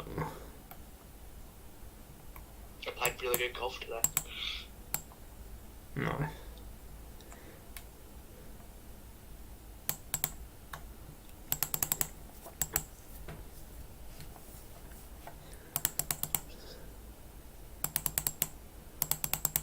Holy shit, a man drinking 2,000 pints in 200 days.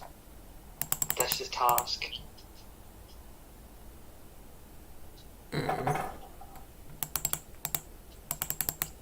pints a day. Traversed room 3 does not have path existence between an employee's room and consider it a valid edge and then plan. Find the maximum flow from the source to the sink.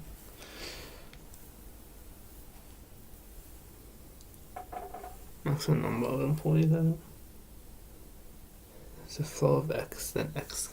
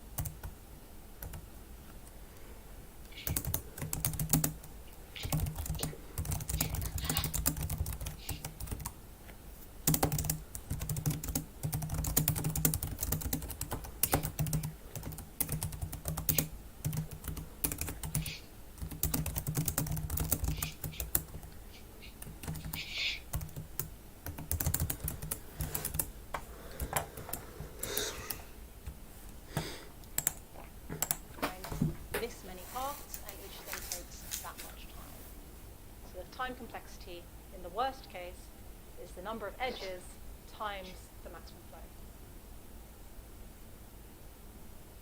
Okay. And this time complexity might look a bit different to the ones you've seen before.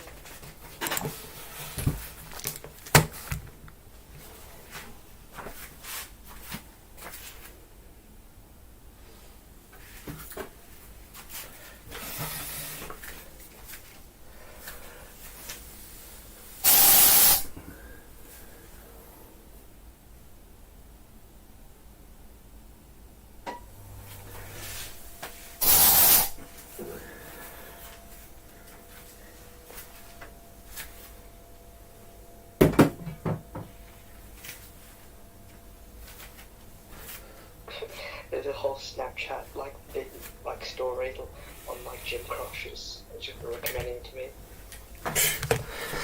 Alright. Because it's got this mod F, so it's got this flow, right? This flow is determined by capacities, right? So before, all of the time complexities we looked at were just based on things you could count, so number of vertices, number of edges. Here we've got something that's a more complicated function of lots and lots of different capacities. So how do we understand what this F is in terms of our input?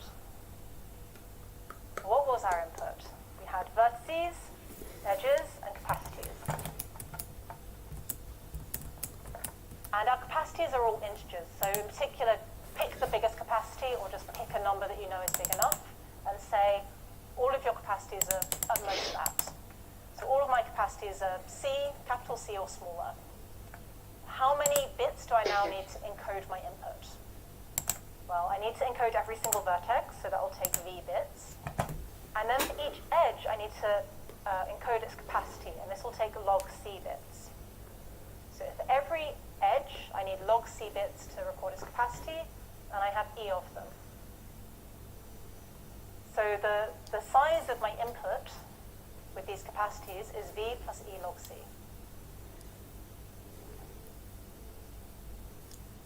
But the maximum flow F can be really, really big. It can be V times big C, almost, in general. And the way you can do this, an example where you hit this, is imagine you have a source vertex, sink vertex, and all of your other vertices are along here, and all of your edges have capacity big C. Then you'll have roughly V edges in the middle, roughly V vertices in the middle, they all have capacity C, so your flow is going to be about VC. Okay, so your flow F can be pretty big. And that means that when we look at this time complexity, the big O notation, E times the size of F, is order of E times what is the size of F, V times C. Nothing worse, right? Well, E is okay, because we started off with E here and we've gone to E. V is okay, V, we've also got V. PEA in the gym. But with C, we started off with log C, and our running time is C. So this is an exponential increase, right? We started off with log C encoding our problem, but it's going to take a runtime of something in terms of C. And what this means is that our algorithm has an exponential runtime. So it's like super, super, super, super slow. And we know that because it's a potentially greedy algorithm, we should be able to get polynomial runtime. So we should be able to get a running time in terms of V, E, and log C. And multiplying these terms together. We should never have to have a C in the runtime. So how can we improve on it? How can we make sure that we never choose these bad augmenting paths?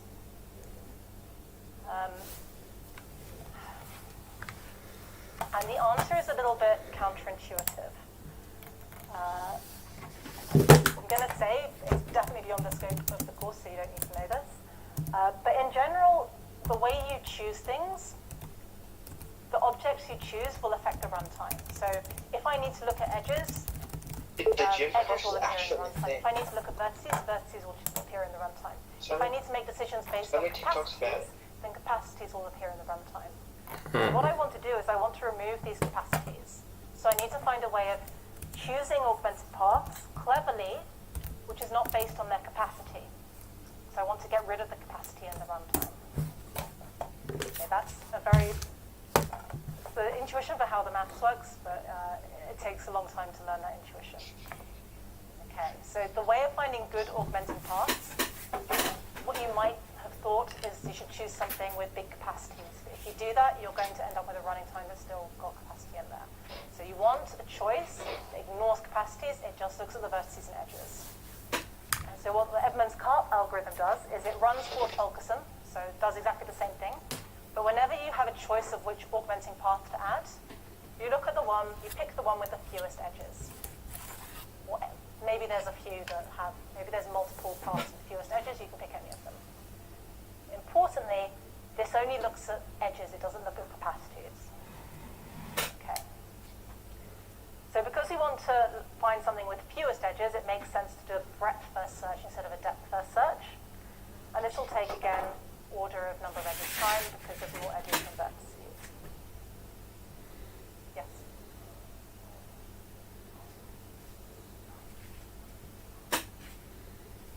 Exactly.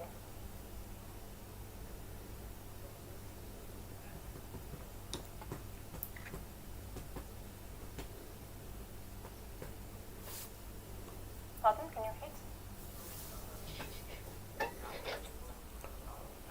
Yeah.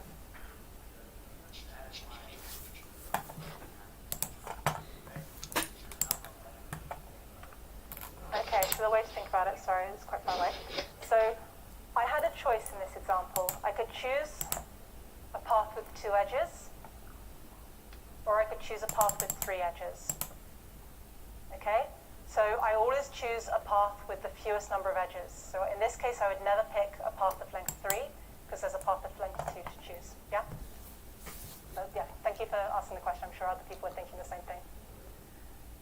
Where was I at? Here. Okay, so we pick the paths with fewest edges. And then we're going to do a breadth first search. We'll give order of number of edges time. And yes, this is counterintuitive. So in particular, there will be times when this choice of picking paths with fewest edges will choose paths with small capacities. And this isn't great, but actually in general, it still leads to a decent runtime. Okay, sorry, I put that in the wrong stop place. Okay, so what is the running time? It's hard to prove, so we're going to skip those steps. But the number of augmented paths bro, there's a UK 2020 v times shared and story. each of them, as before, on took fucking order of each Snapchat. define. So we end up with a time complexity of number of vertices times number of edges squared. And if you remember, the previous algorithm was order of v times, I think it was VEC. So what we've effectively done is we've got rid of this capacity, this max capacity, and we've replaced it with E instead. And this is great because if it means if you double the flow on every edge, if you double the capacity on every edge on your network, it's not going to increase the running time to find a solution.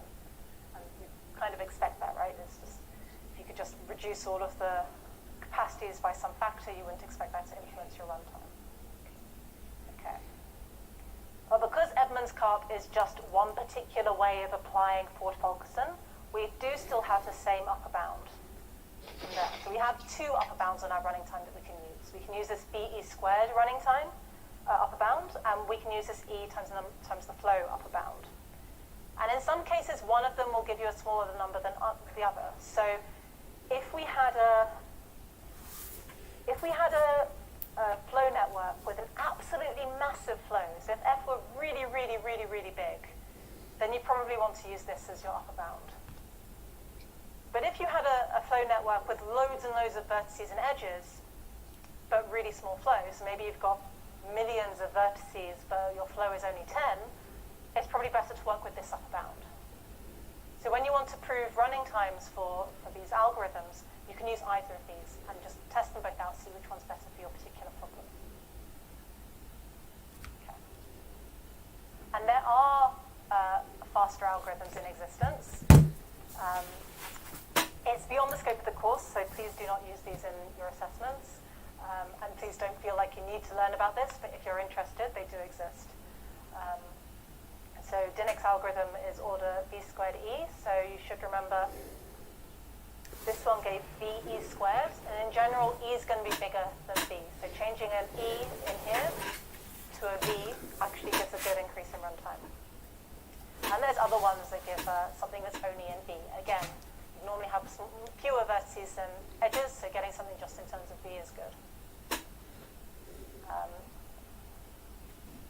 And these augmented paths approaches normally won't actually hit the worst case runtime, so they tend to be pretty good in practice and not be as bad as these running times I presented suggest.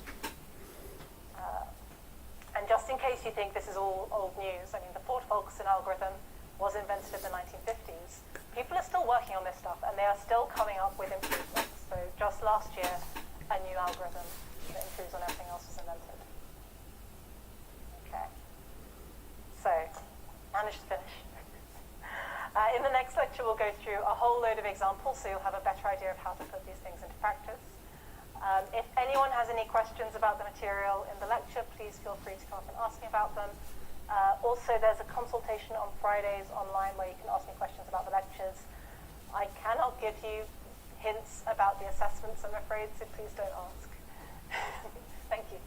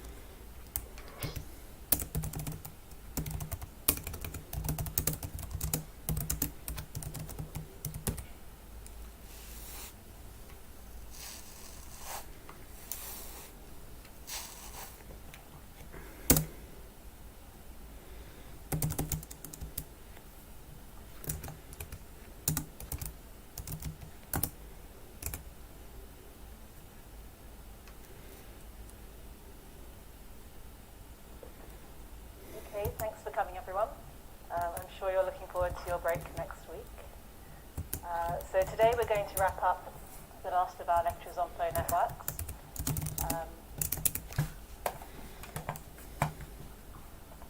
In Tuesday's lecture, we introduced a load of new theory for how to model flow networks. And hopefully in your tutorials this week you saw a few examples for how you would approach problems that need network flow as their solution. Today we're going to go through a number of other examples of how you would apply network flow to solve different problems.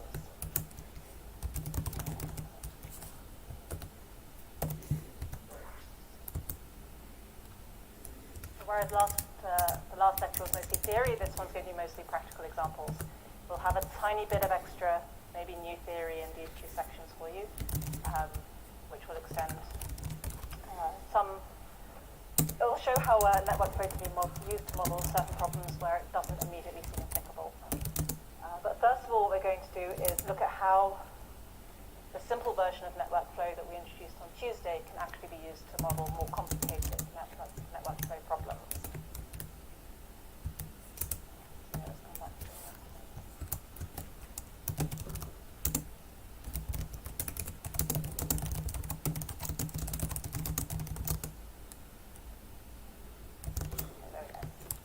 Okay, so on Tuesday, the flow networks we looked at had a couple of properties.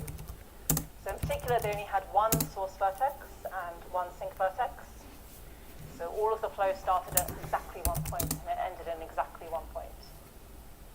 And also the edges had capacities, but they were the only things that had capacities. And you might, when you want to apply the network flow to real-world problems, it's unlikely that you'll only have a single source or a single sink.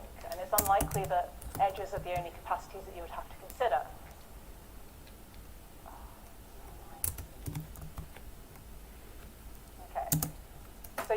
consider multiple sources or multiple sinks, or you might have to consider capacities at vertices.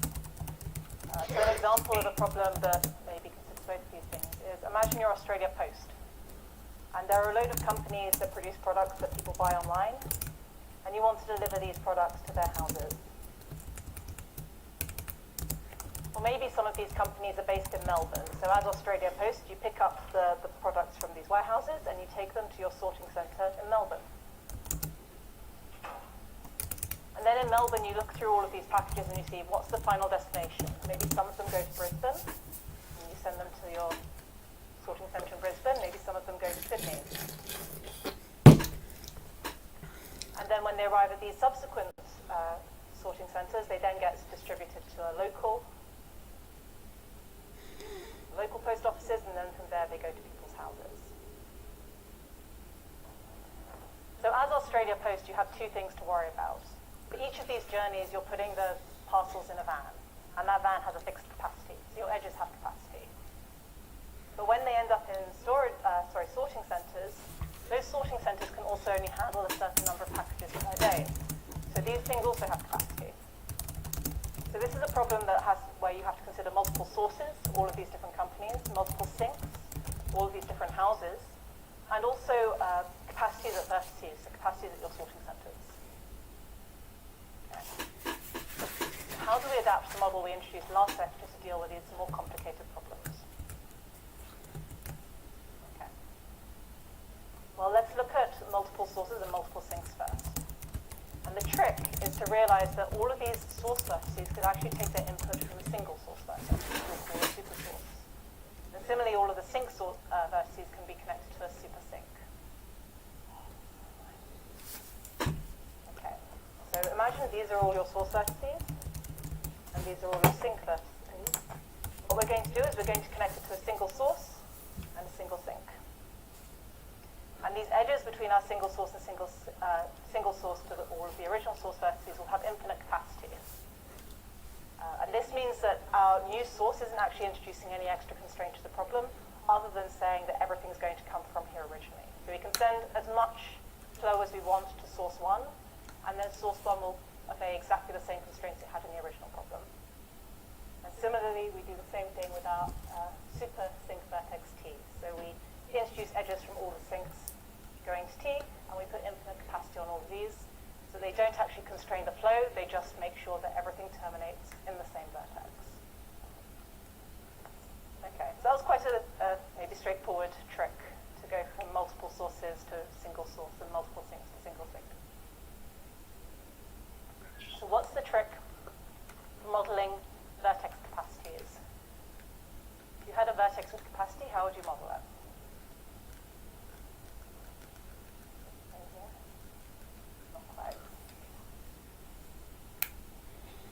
So what we're thinking of is we have a vertex which has some capacity, CV, and it has loads of edges coming into it which have capacities, and loads of edges going out of it which have capacities.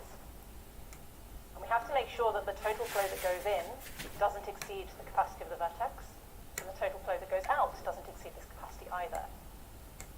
How would you approach that?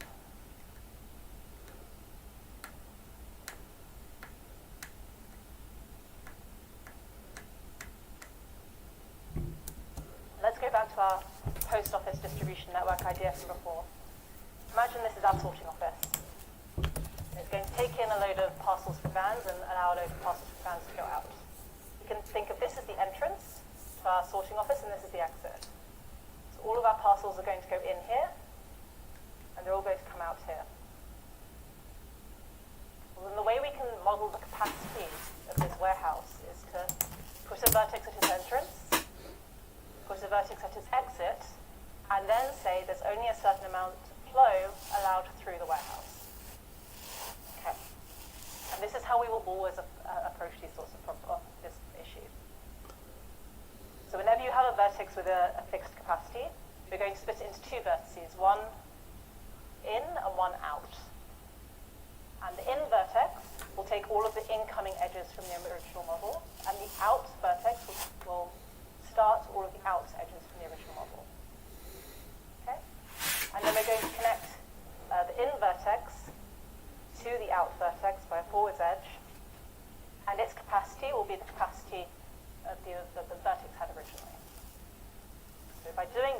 started off with a vertex with capacity, and we changed it to two vertices with an edge capacity between them with exactly the same value. And after this trick, we no longer have to worry about vertex capacity.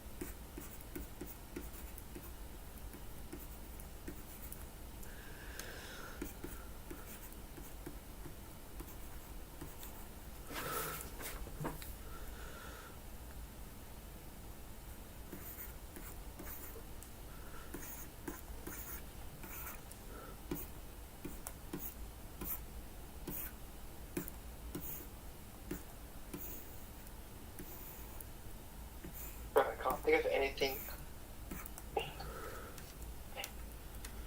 I can't think of anything more unattractive than vaping. Oh. Mm.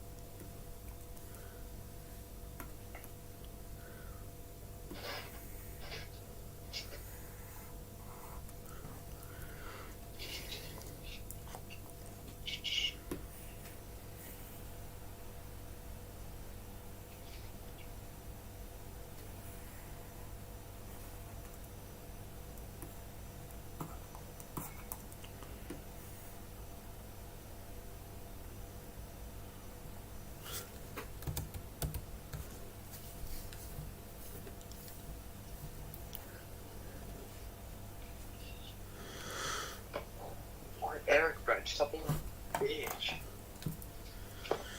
Stop being a pussy. Stop being a pussy and go talk to your gym coach, bro. Why are you being a pussy? I don't have a gym crush. Bro, you legit stare at her and she stares at you. Why don't you introduce yourself instead of pussy? I don't have a gym crush. I'm talking about myself.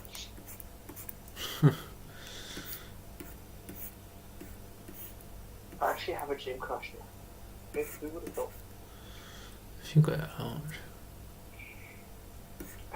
And she went to your school, Eric. Mm. And you don't even know. Yeah.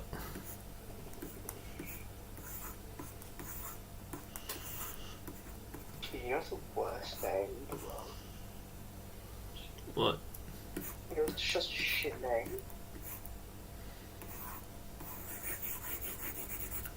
What? The worst name is Leighton. What? That's Jacko's name. No, Leighton, not Leighton. Leighton. Just looks such a gay name.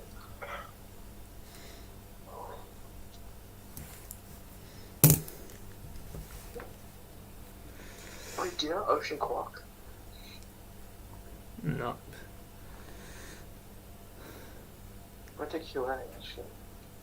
What? A stray cat. No, he's like grade above, I think, or 2 grades. Oh.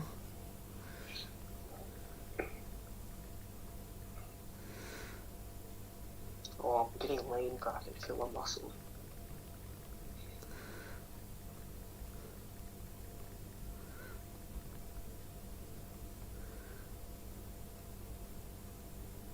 That's good. Hmm? That's good. Yeah. Leighton. It's not, no, Leighton. Such a shit name. I just want to be rich, man. So I can have freedom. All of our capacities are modeled by edges. We're just doing the same thing. You have our vertex V, split it into 2 vertices, its in vertex and its outs vertex. We take the capacity of V and we put it on that edge in between. Now, all edges going into V are moved to go into this in vertex instead, and all edges going out of V are moved to come out of this out vertex.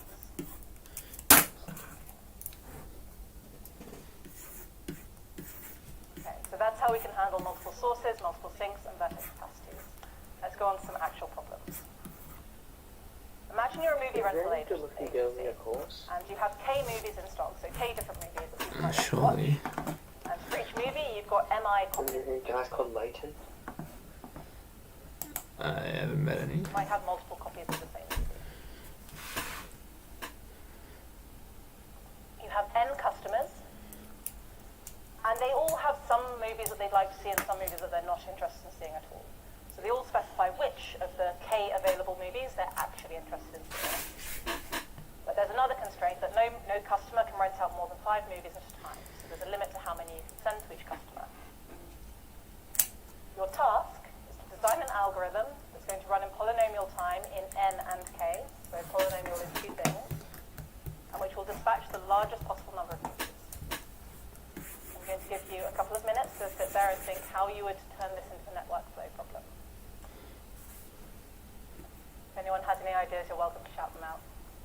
Or keep them to yourself, as you prefer. Yeah?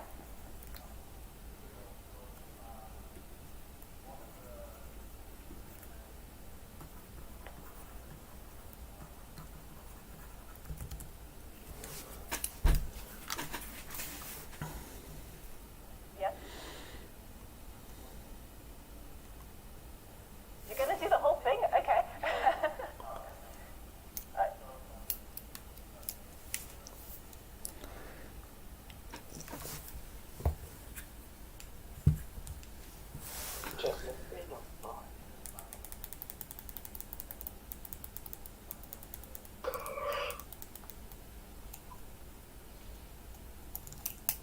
I can't tell what bit you're squinting at, sorry.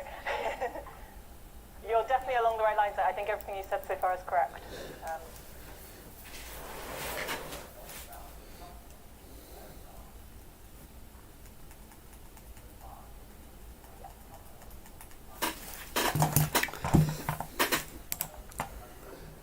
Sorry, yeah, okay. So everything you said.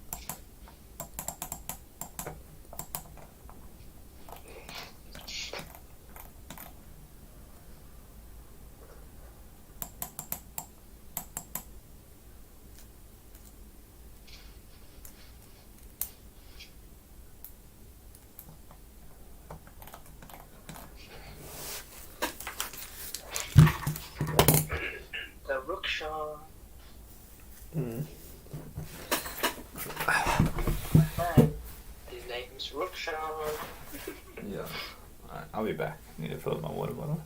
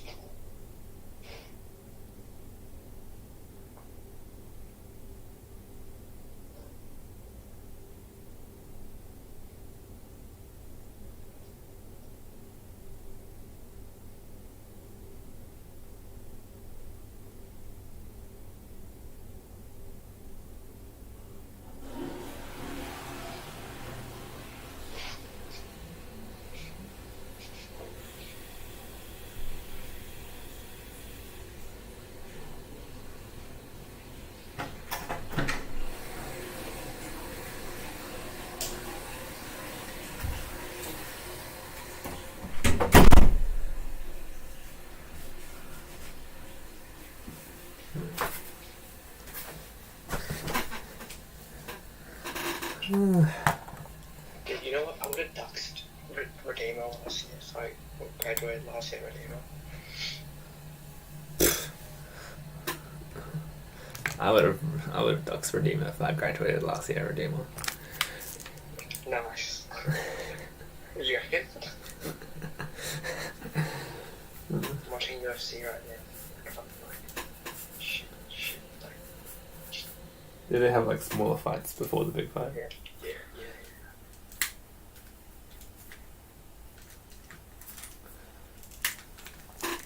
I told the witch doctor I was in love with you. I am a surgeon.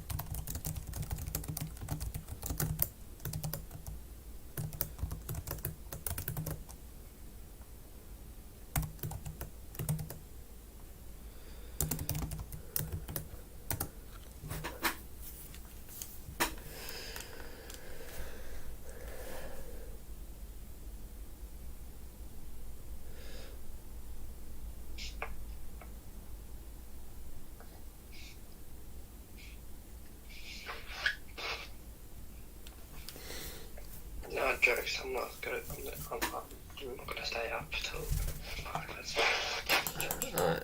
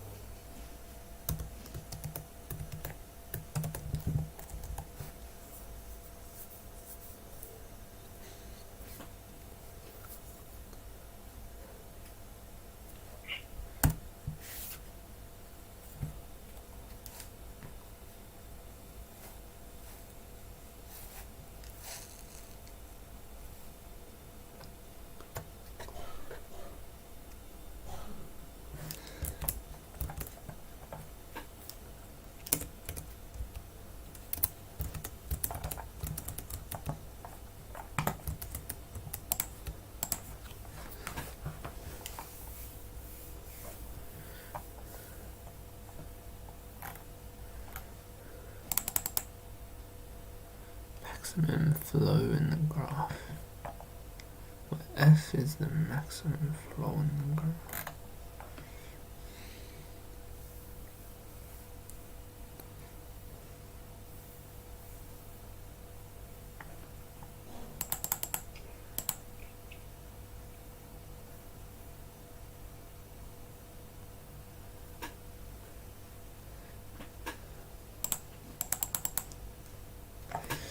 Each augmenting path can be found in O of E.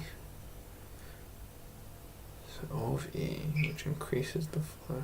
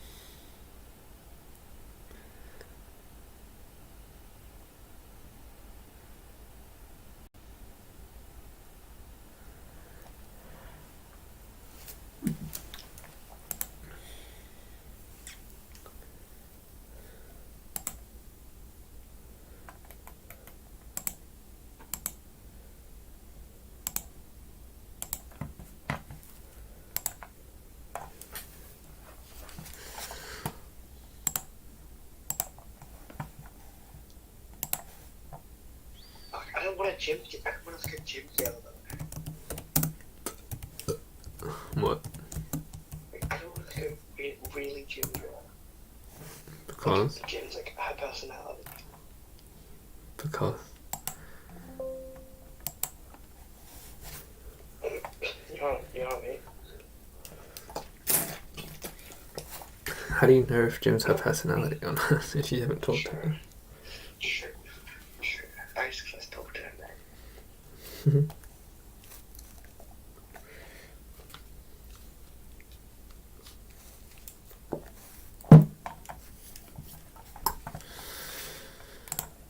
That I was going to repeat in the next couple of slides, but before I get there, I'm going to give the rest of you, if you didn't get there as fast as this, because that was very impressive, some ideas of how you might approach it and the steps you would take to get to that point. So looking at this problem, if we know that it's got to be modeled as a network flow problem, that suggests that there's some capacity constraints that we need to put on edges. So what capacity constraints do we have? Well, for movies, we can take at most MI copies of each movie. So this is going to be a capacity constraint. At most MI movies of each movie.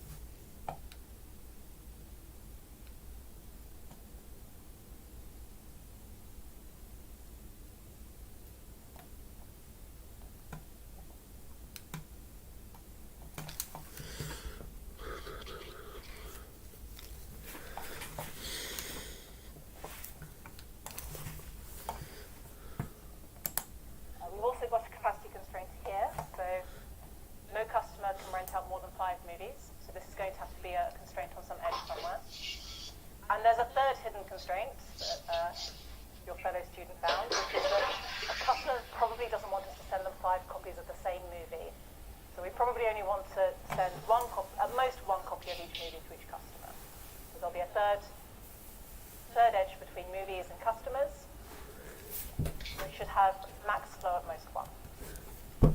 Oh, and I guess I skipped a step there. So our nodes, once we've identified what our capacity constraints are, what are our nodes? Well, the objects we're working with are movies and customers, so we probably want to represent those by nodes. So now we have a little bit of an idea of what nodes we might need, a little bit of an idea of what capacity constraints we might need to consider, and we can play around with those until we get a network flow model. Okay, so we know that our network flow model has to have a source and a sink. Maybe it doesn't come obviously from the problem, but we know that we always have to give it a source and a sink. We know that we've decided that each customer has to be given a vertex, so we're going to make that vertex UI for customer I. And each movie, we're going to give a vertex as well. So movie J will be given vertex CJ. So at the moment we have a vertex with a source, a vertex with a sink, a vertex for every movie, and a vertex for every customer. And that's sort of the minimum number of vertices you might need for a problem like this. Okay, and now we think about our capacity constraints. Well, our capacity of 5 related to customers, so we probably want to connect it to the customer vertex. And actually we're going to take it from the source to the customer. You can think of this as, maybe you can think of the source as being your warehouse, and you want to make sure that you don't send any more than 5 movies to a given customer.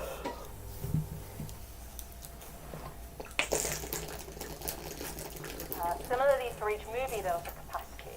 So, I'm skipping a step. So each customer probably doesn't want more than 1 copy of each movie. So if we have a customer and a movie, we want to make sure that we don't send that customer more than 1 copy of that movie. Thirdly, for the movies, we also had a capacity. So for each movie, J, which we're going to model as the vertex VJ, we know that its capacity is MJ, so there's at most MJ copies of that movie. And again, you can think of it as, take either the source or the sink as your warehouse, and make sure that you never send more than MJ copies of that movie. You never take more than MJ copies of that movie from your warehouse. So the constraint has to connect to the movie vertex because it's a constraint related to that object. And it makes sense to connect it to the source or the sink. And you've probably noticed that as I've been talking through this slide, I've been using source and sink interchangeably. And that's because they kind of are for this problem. So in this graph, I've drawn, these are the customers. Here. And the movies. Here. The constraints of 5 here represent that each customer can take at most 5 movies. The constraints of 1 will be 1 across all of these edges in the middle, meaning that we're not going to give more than 1 copy of any given movie to the customer.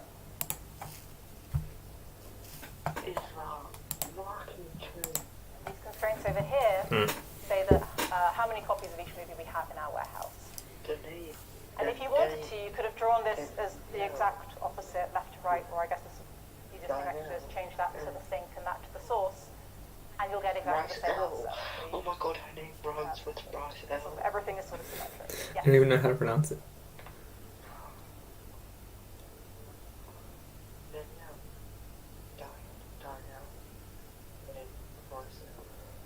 Sorry, can you repeat the question?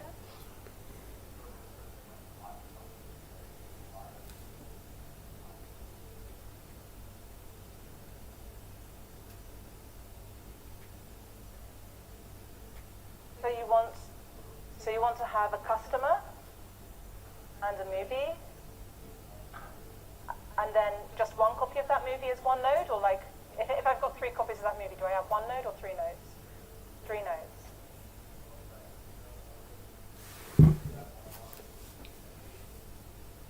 Okay, so you want customer, movie, and then you want me to do something like this to 3 nodes.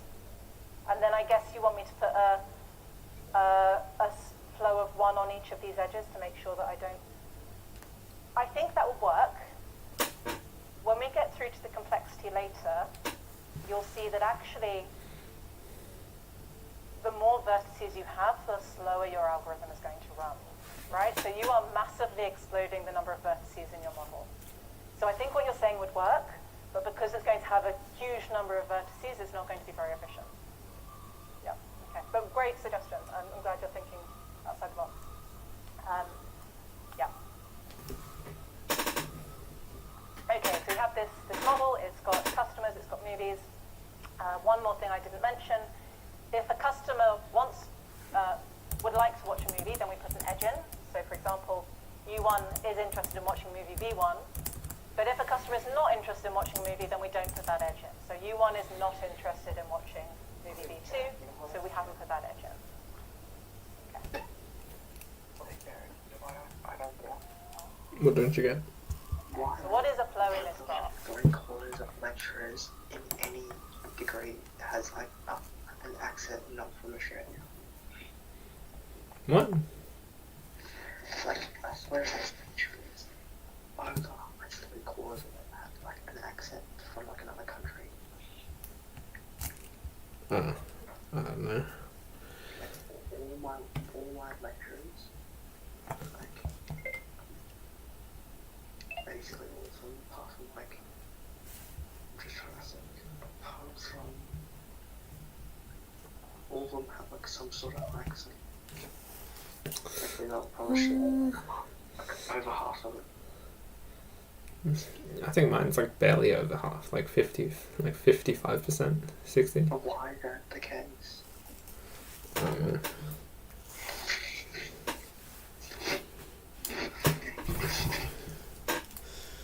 Might even be just 50%.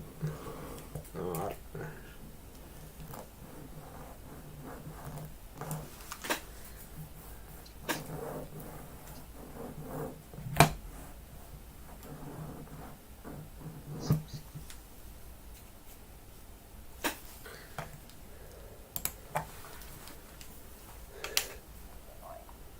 Okay.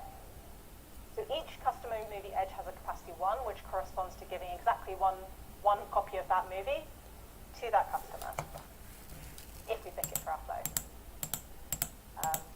And we've only added edges between customers and movies if that customer is actually interested in watching that movie. So there's no way we're accidentally going to give a customer a movie they don't want to see. Okay.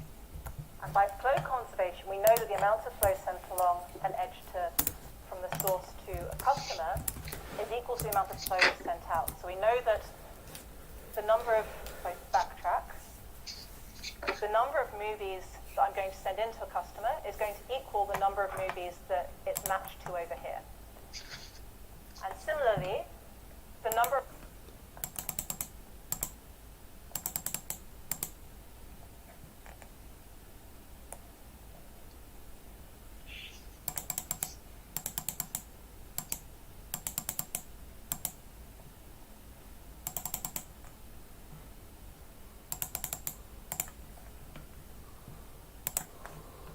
copies of a movie we take over here is going to equal the number of customers that movie has been assigned to on the left. Okay, so using flow conservation at the customer nodes and the movie nodes, we know that a flow through this is going to represent exactly how movies are assigned.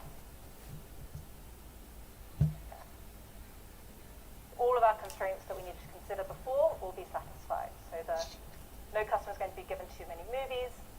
We're not going to give more copies of any movie than we have, and we're never going to give a customer multiple copies of a movie or a movie that they're not interested in. So it's a valid, this network flow does model the problem we want it to. Okay. It is in fact valid. And our goal is to maximize the number of movies that we assign, which means we want to maximize the flow through this network. And in the last lecture, we spoke a lot about the Ford-Fulkerson algorithm, which is how you find the max flow. And in the very, very end, I said there's a little tweak we can make to make it way more efficient. And this tweaked version of Ford-Fulkerson is called Edmonds curve. So in practice, when you're solving problems, don't use Ford-Fulkerson, use the better version, Edmonds curve, because your algorithms will run faster. Okay. And this is where your suggestion about vertices comes in, because this is how we calculate the running time. So here, the number of vertices we have are n for the customers. We had exactly n customers. We had exactly exactly k movies, and we added a source and a sink. So the total number of vertices we have are n plus k plus 2. And how many edges do we have? Well, for each movie, we added an edge from that movie to the sink. And there were k movies. So we have k edges that go from a movie to the sink. And for each customer, we added an edge from it to the source. So from the source for customer, of which there are n of them, we added an edge. And how many edges do we have in the middle, going between customers and movies? Well, the most it could be would be if every single customer was interested in watching every single movie. So customer 1 is interested in all K movies, so is customer 2, so is customer 3. So all N customers are interested in all K movies. This is an upper bound on the number of edges we'll have between customers and movies. We can't hold with equality. It may not. And the running time for Edmund's car was given by the big O notation of V times the number of edges squared. This is why when you want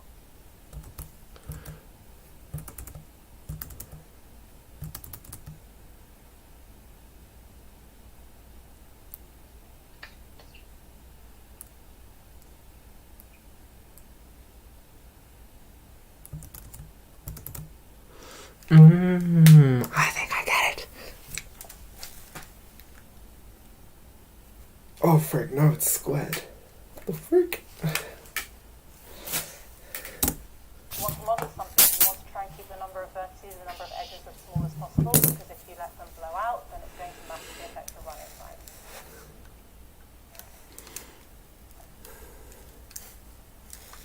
Cool. But I also mentioned in last lecture that for Edmund's curve, there's two different ways you can calculate an upper bound of the running time. So you have this choice of number of vertices times the number of edges squared. This will give you an upper bound of the running time. But there's another upper bound, which is the number of edges times the amount of flow that you send through your graph. And depending on whether your graph has loads of vertices or edges, or whether it has really large flow, one of these bounds might give you a better upper bound. One of these running times might give you a tighter upper bound than the other one. And in this case, the second version was actually a tighter upper bound. So we have the same number of edges we calculated before, nk plus n plus k. But we knew that for each customer, it could take at most 5 movies. 5 is a constant, right? It's a really small number. In fact, it's so small that we ignore it in big O notation. So the flow is upper bounded by 5n, and when you get rid of this constant, we just put an n in here. So this second version of the upper bound gives us an order of n squared k, or the running time, which is much better. And it's worth investigating both of them, because for different problems, one might be tighter, one might be looser. Okay. So let's go on to the second problem, cargo allocation. The total capacity of S, and the total capacity of S will just be K. So then it would just be K squared. Where's this M coming from? You have a ship, and it's got a rectangular grid of cells with n rows and m columns, but some of the cells taken up by support pillars, so you can't store anything in them. They have 0 capacity. Each cell in this grid, let's try and draw it. I want to buy more pet glasses. So let's say this one you can't put anything in because You it's will. using a pillar, and this one also you can't put anything in because it's got a pillar in it. But let's say every other cell you can put stuff in, but each of them will have a different capacity. So maybe this one will have capacity, or some capacity, this will have a different capacity, and so on. So each cell has a capacity, each cell ij has capacity given by C of ij. But we have more capacity constraints, so we want to make sure that our ship isn't tipped too far one way or the other. So we also need to make sure that we never place too many items in the same row. So each row has a capacity constraint. And we also want to make sure that each column doesn't have too many items. Every single column has a capacity constraint. So we've got 3 types of constraints we're working with. Cell constraints, row constraints, column constraints. Can you design an algorithm, again, polynomial time, in n and m this time, because we've got this many rows and this many columns, that will allocate the maximum possible weight of cargo subject to these constraints. Cell, row, and column constraints. So again, I'll give you a couple of minutes to think about it.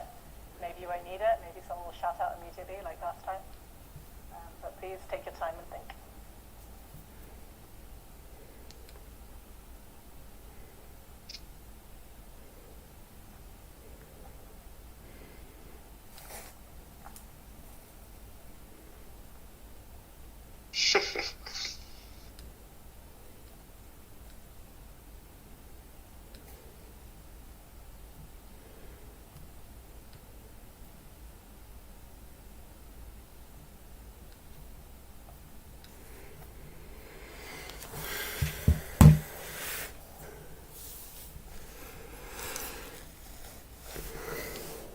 Suggestions?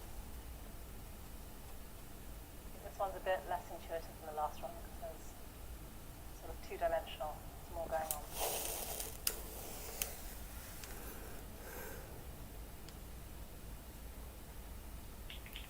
Okay, well, let's go through the same steps that we went through for the last problem.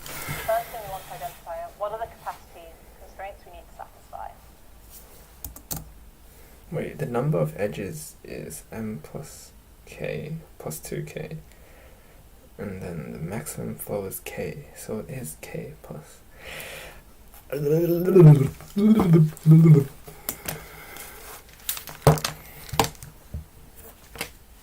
going on, dude? Bro, the first grab a wall cracks by the biggest jerk of all time. What's it like?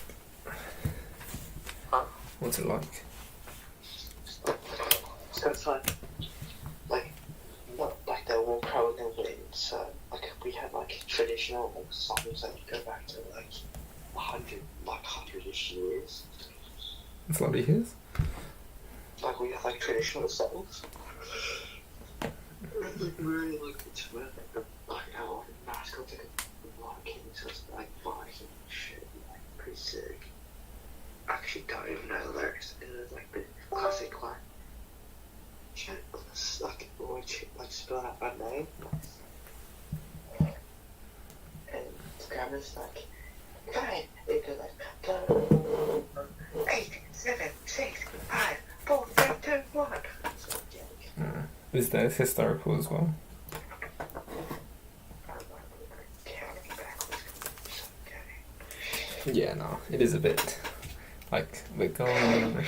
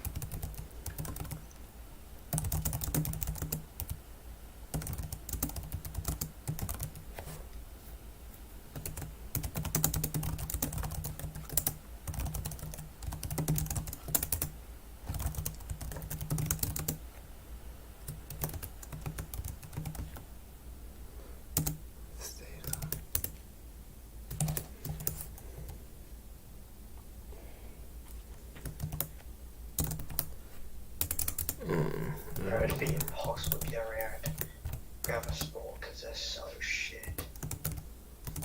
Oh.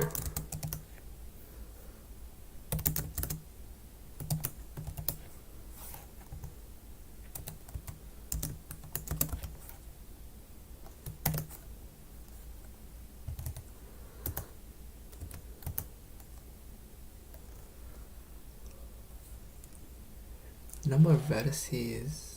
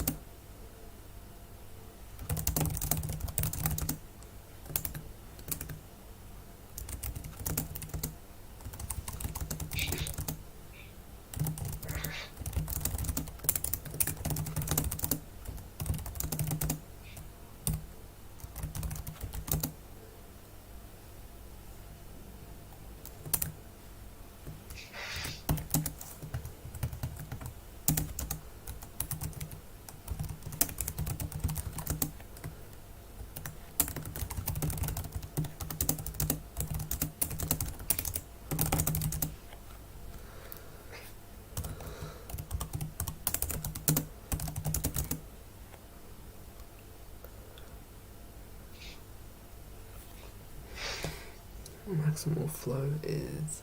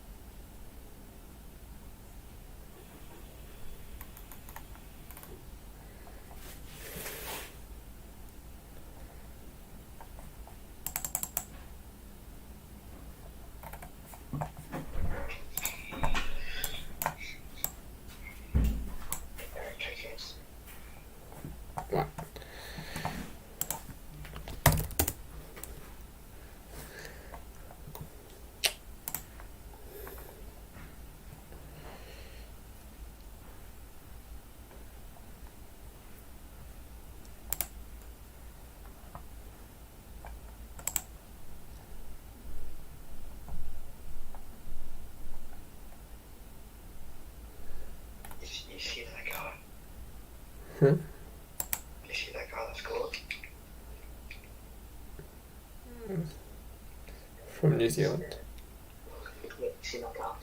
What about him? You've been outside his house. Oh. Why does he play for New Zealand? Nah, it's like the Pacific Island tournaments right now. What? It's Pacific Island tournaments right now. Wait, so he's not playing for New Zealand? He is. So is he a New Zealander? He's from there. He plays for the Dolphins. Oh. But his birth country is New Zealand, I'm guessing. Yeah.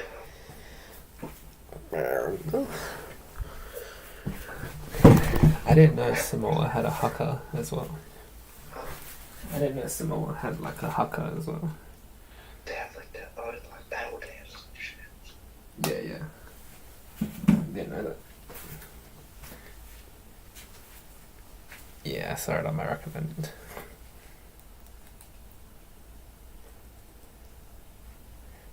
Yeah, they were crying during their national anthem.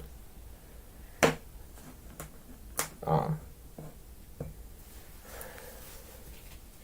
I was like I can't ever imagine myself crying to the Australian national anthem.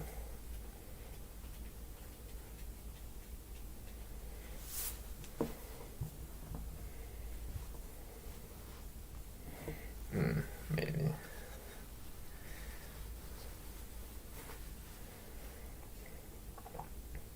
Yeah, they're proud of their country.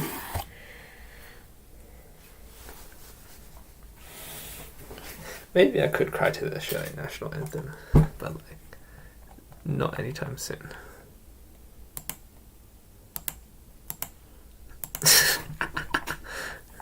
Yeah, that's what I was thinking.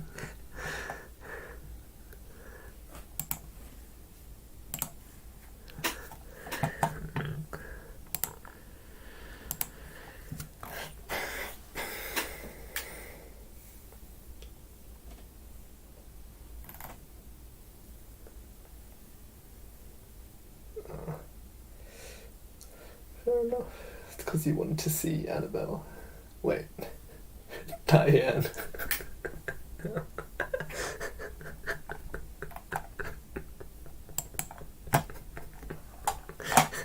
Annabelle wasn't even close though.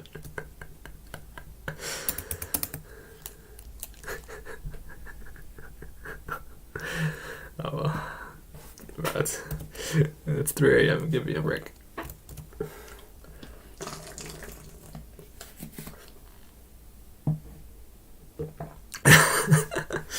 At the gym.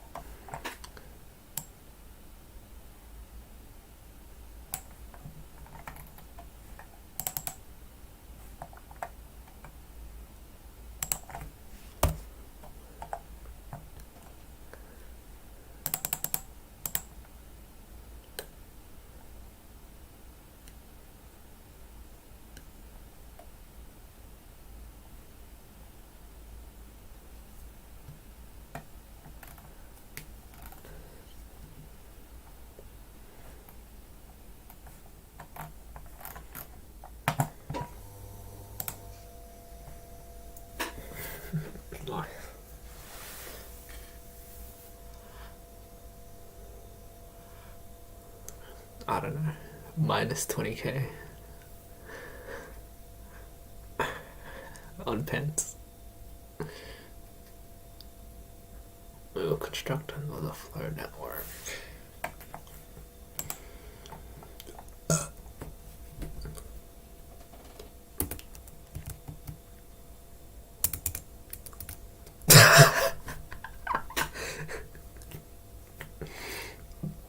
Does your family have a history of gambling?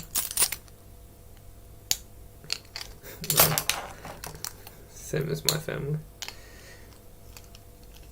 Yeah.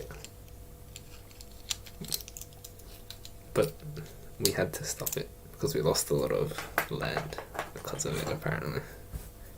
I told you this already. Yeah, apparently my dad's great-grandfather, so my great-great, used to be baller. Like, I don't know, like we had like a castle, a Chinese castle. A Chinese castle. Apparently.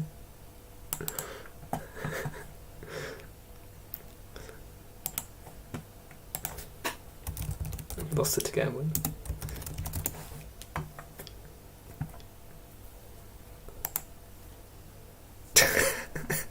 You gotta keep gambling till you get it back.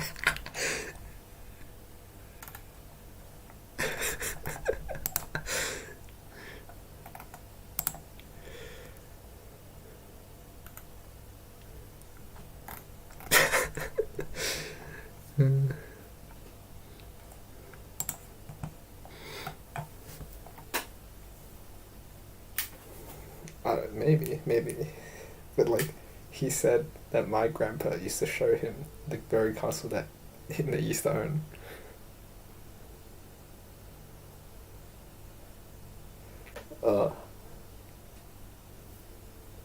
You're on the outside, I guess. Come again? Well, it's not your property anymore. It got gambled away.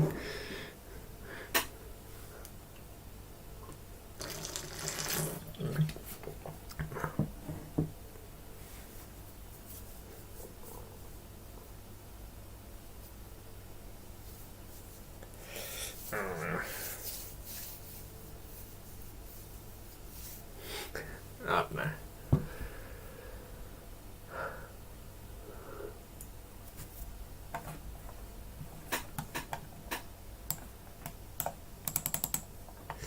I wouldn't know. I need to ask him to show me. If we do go back to China.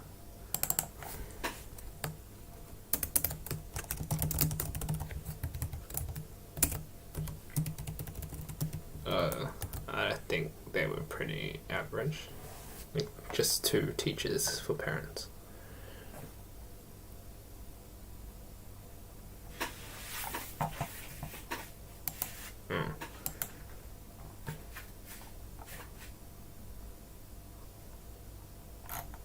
Sheesh. Not bad.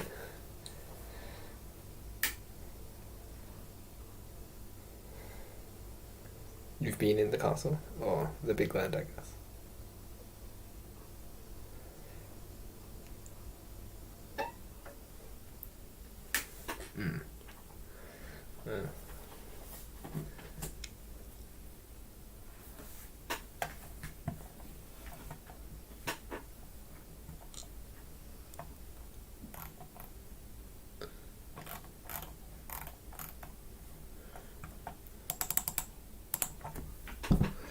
Choose to teleport to any other room with a teleporter inside.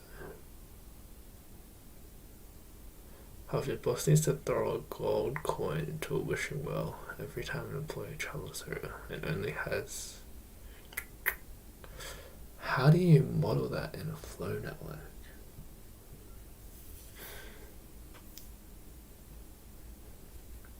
No, I'm good.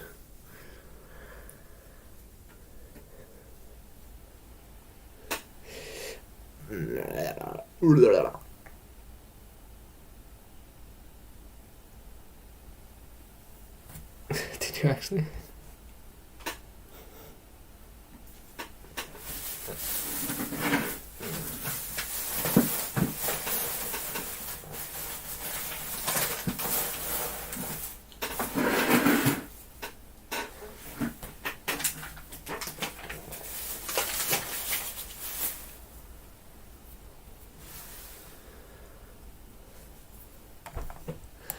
Just activate teleporters in some of the.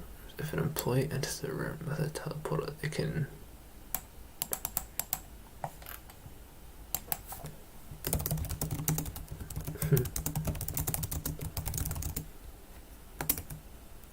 Oh, I'm live streaming, by the way.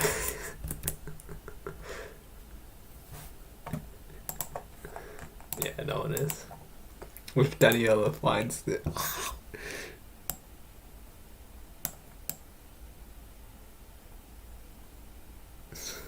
He's like, oh, I heard what Kevin said about me in the stream.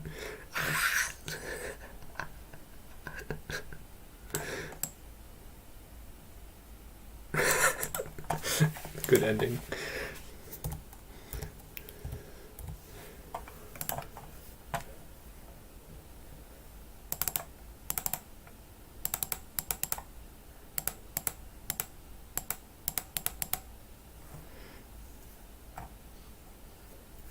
No, you haven't. No, you haven't.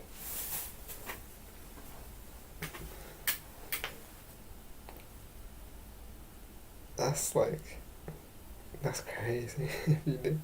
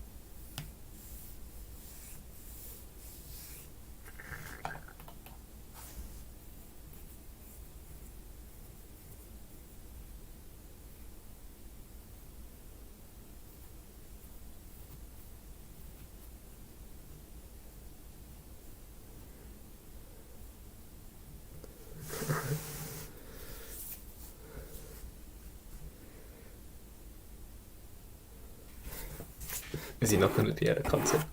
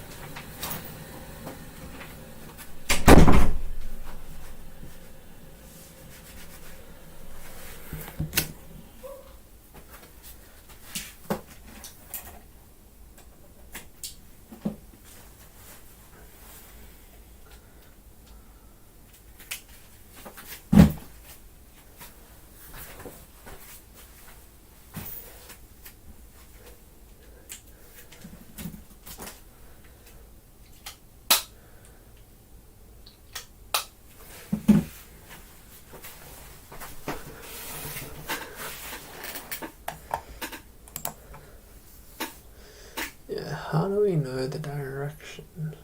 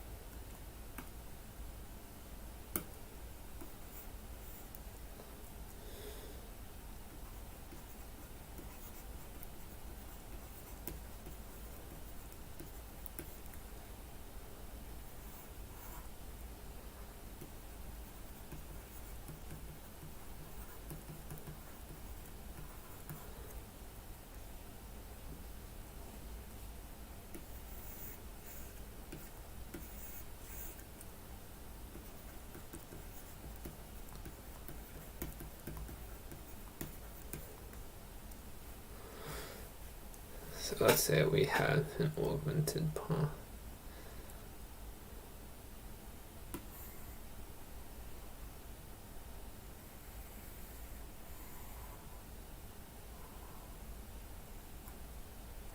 Would it be okay?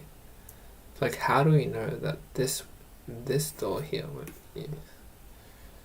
So we can go like this, this.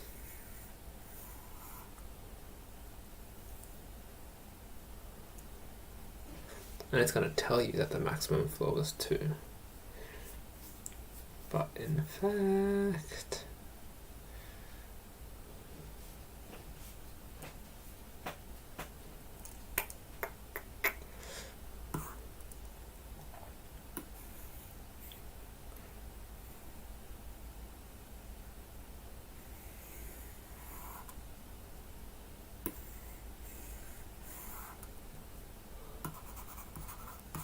that tells you the max is 2.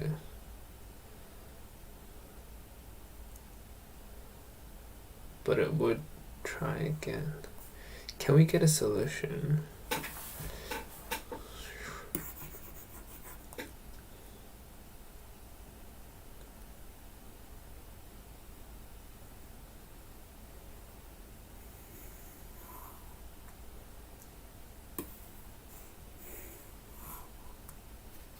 Like that. That's technically wrong.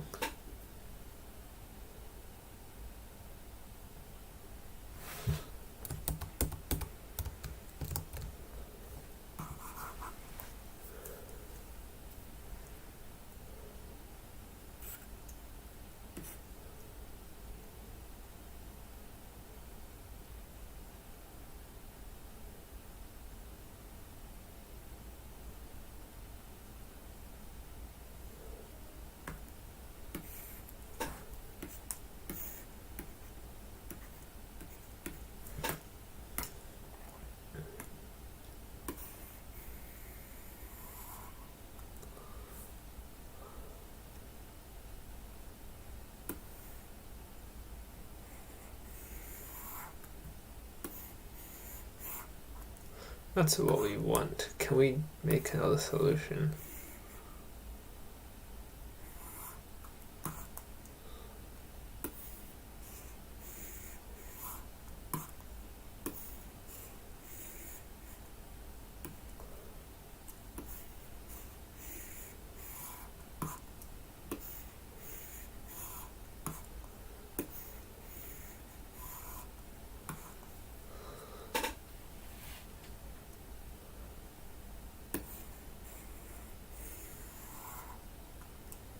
Okay. And then we go like this. Actually, no. That's a solution.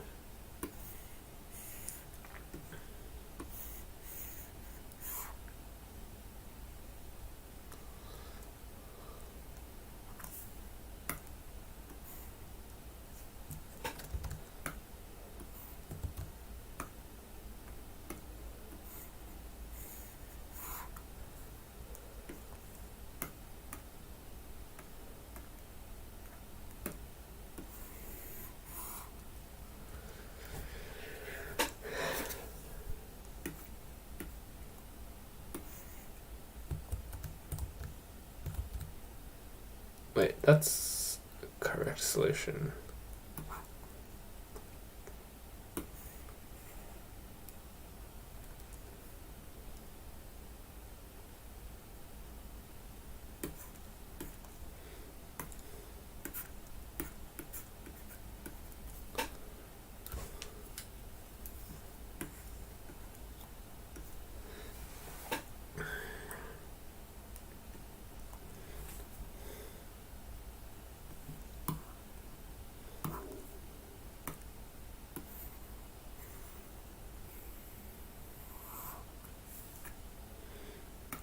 How do I prove that this will never?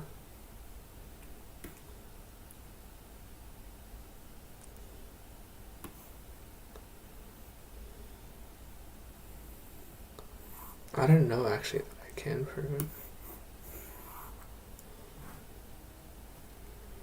I can do that. Then 3 won't be able to come on. Actually, yeah, no, I can.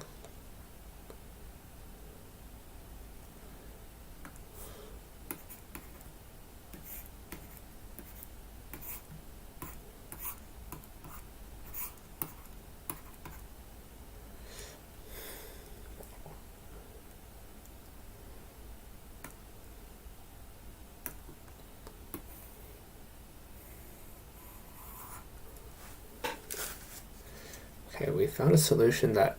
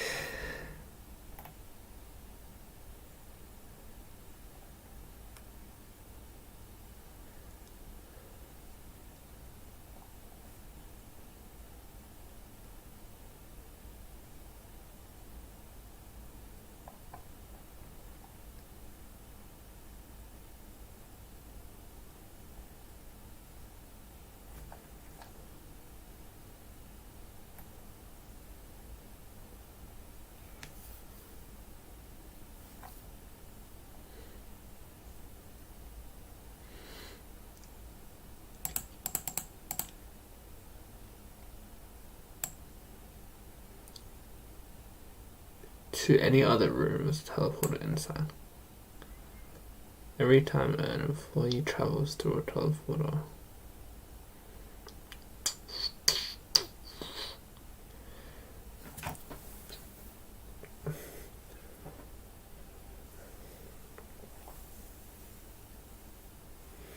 Now that the teleporters can be used without teleporting more than seed.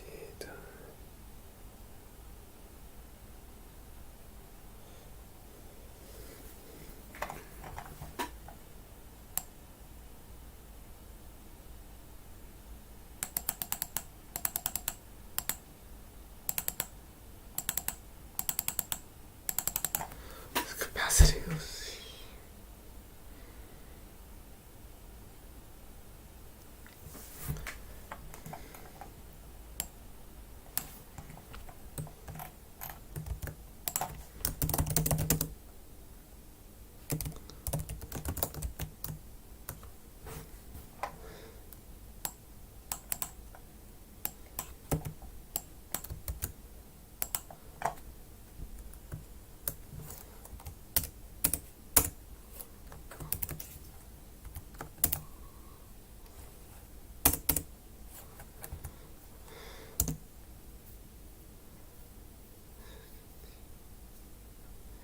The total.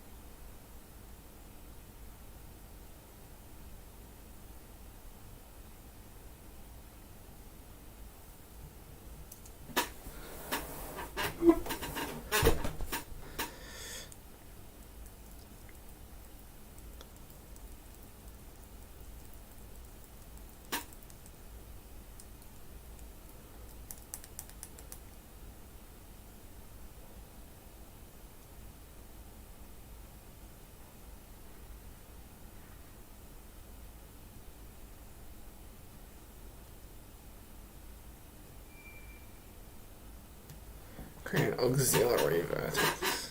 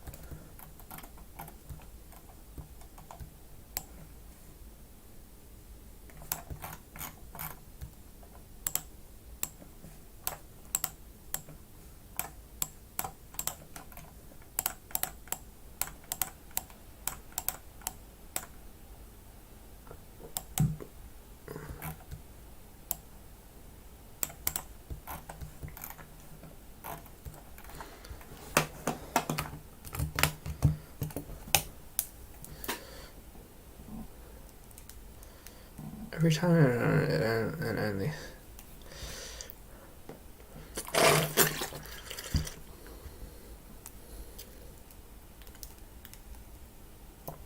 Without teleporting more than C times in total.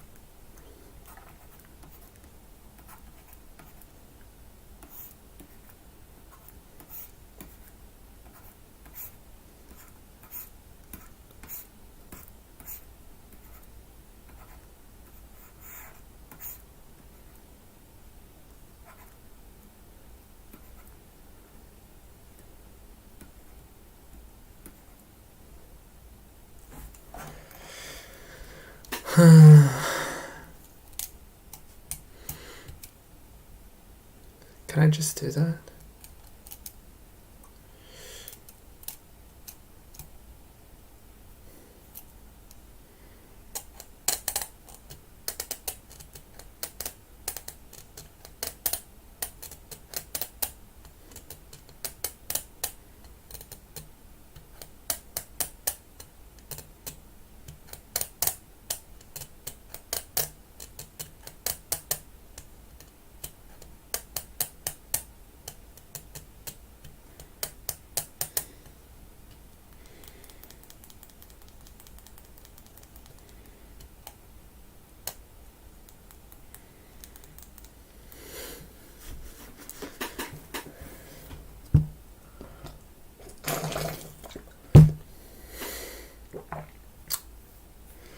Now that teleporters can be...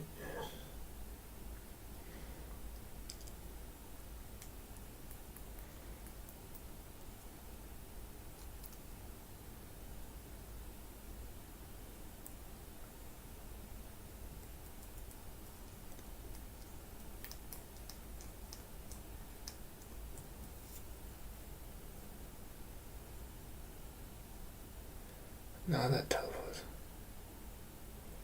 Without teleporting more than... That can't be right.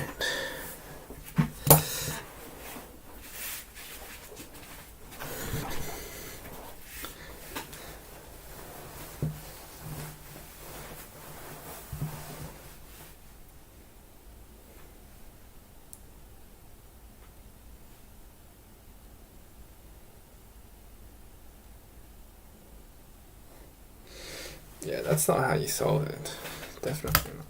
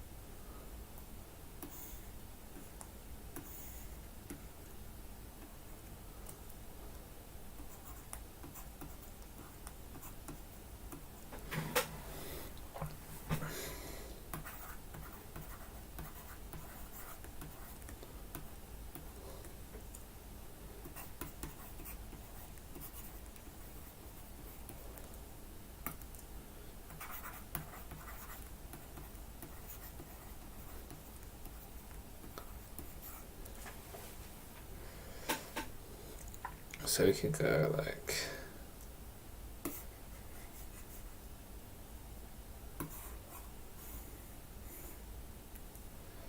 one.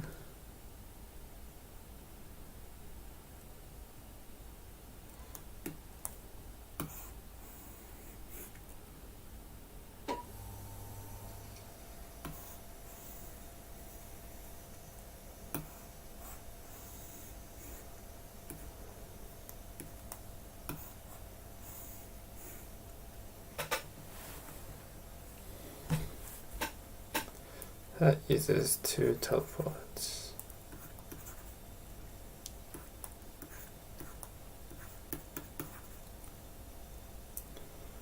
However, we can also do this.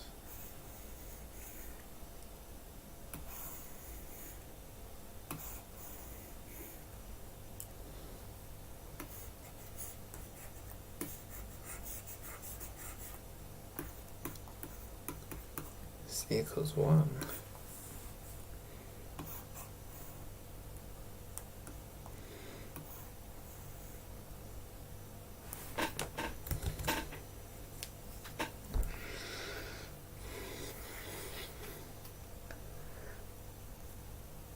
It can be a doorway and a teleport.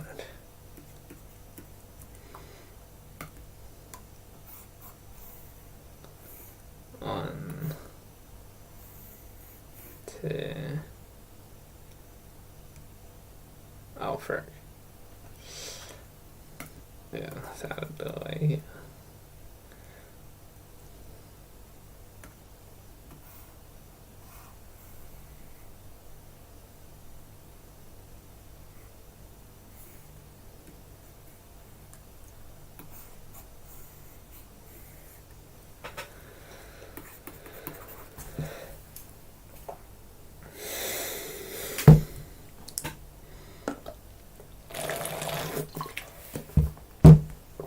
So let's say I have a graph like this.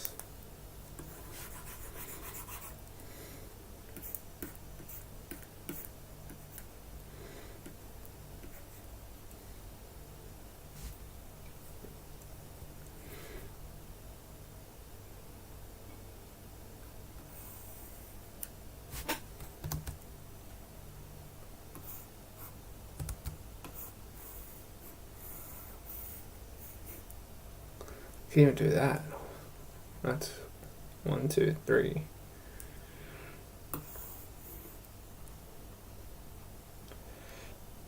Oh, no, it's a bit. But yeah, something along those lines.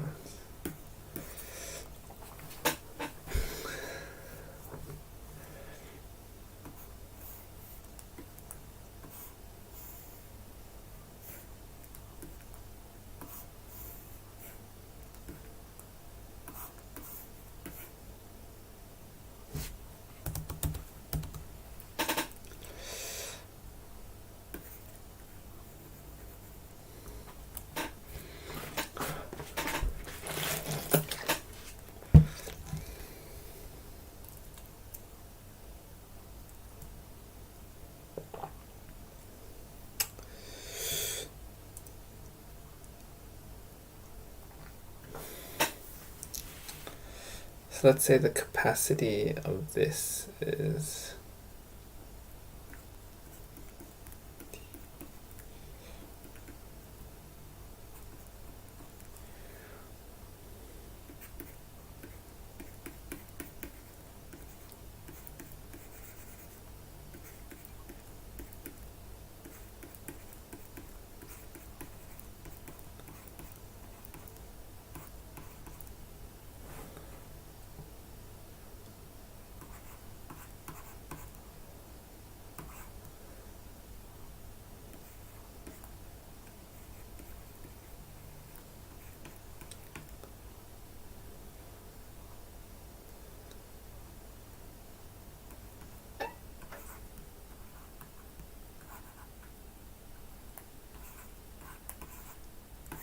teleporters can be used more than once though, right?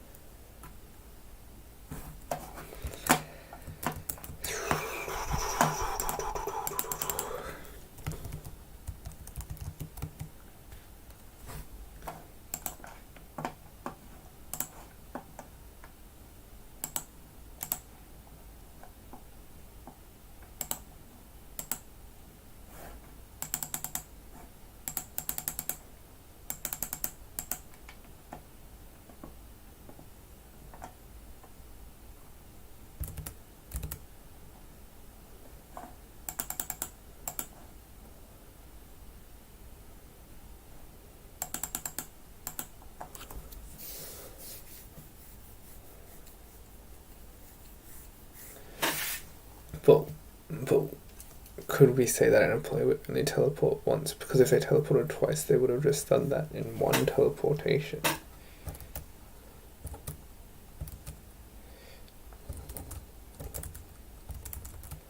Oh, okay. So this is an active teleportation room. Technically, it should be.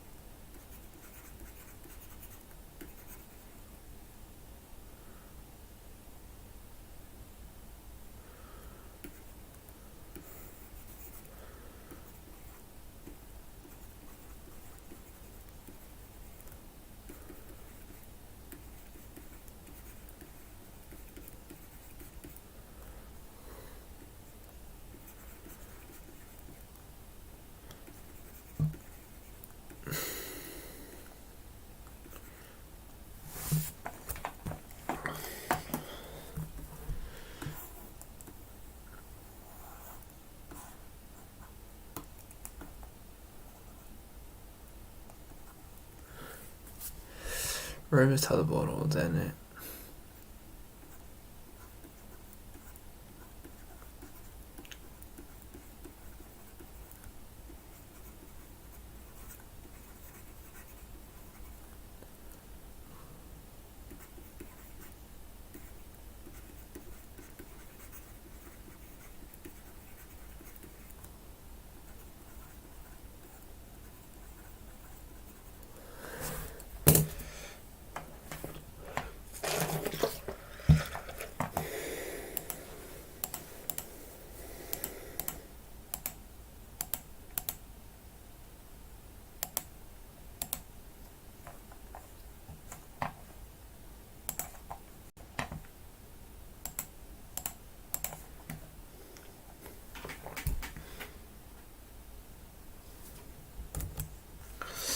Okay, let's draw this again.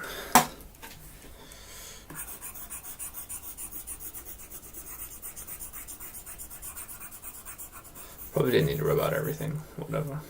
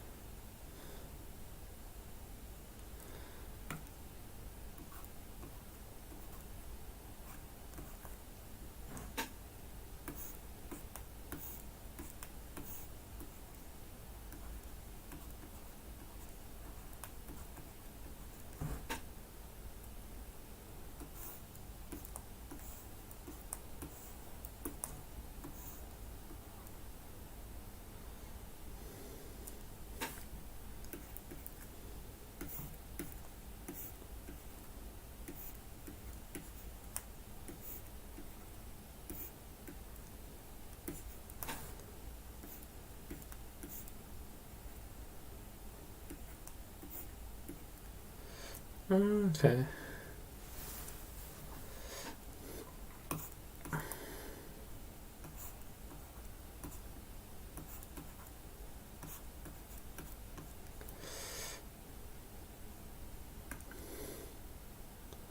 So technically there's a path from here to there. Technically there's a path from here to there. Technically there's a path from here to There.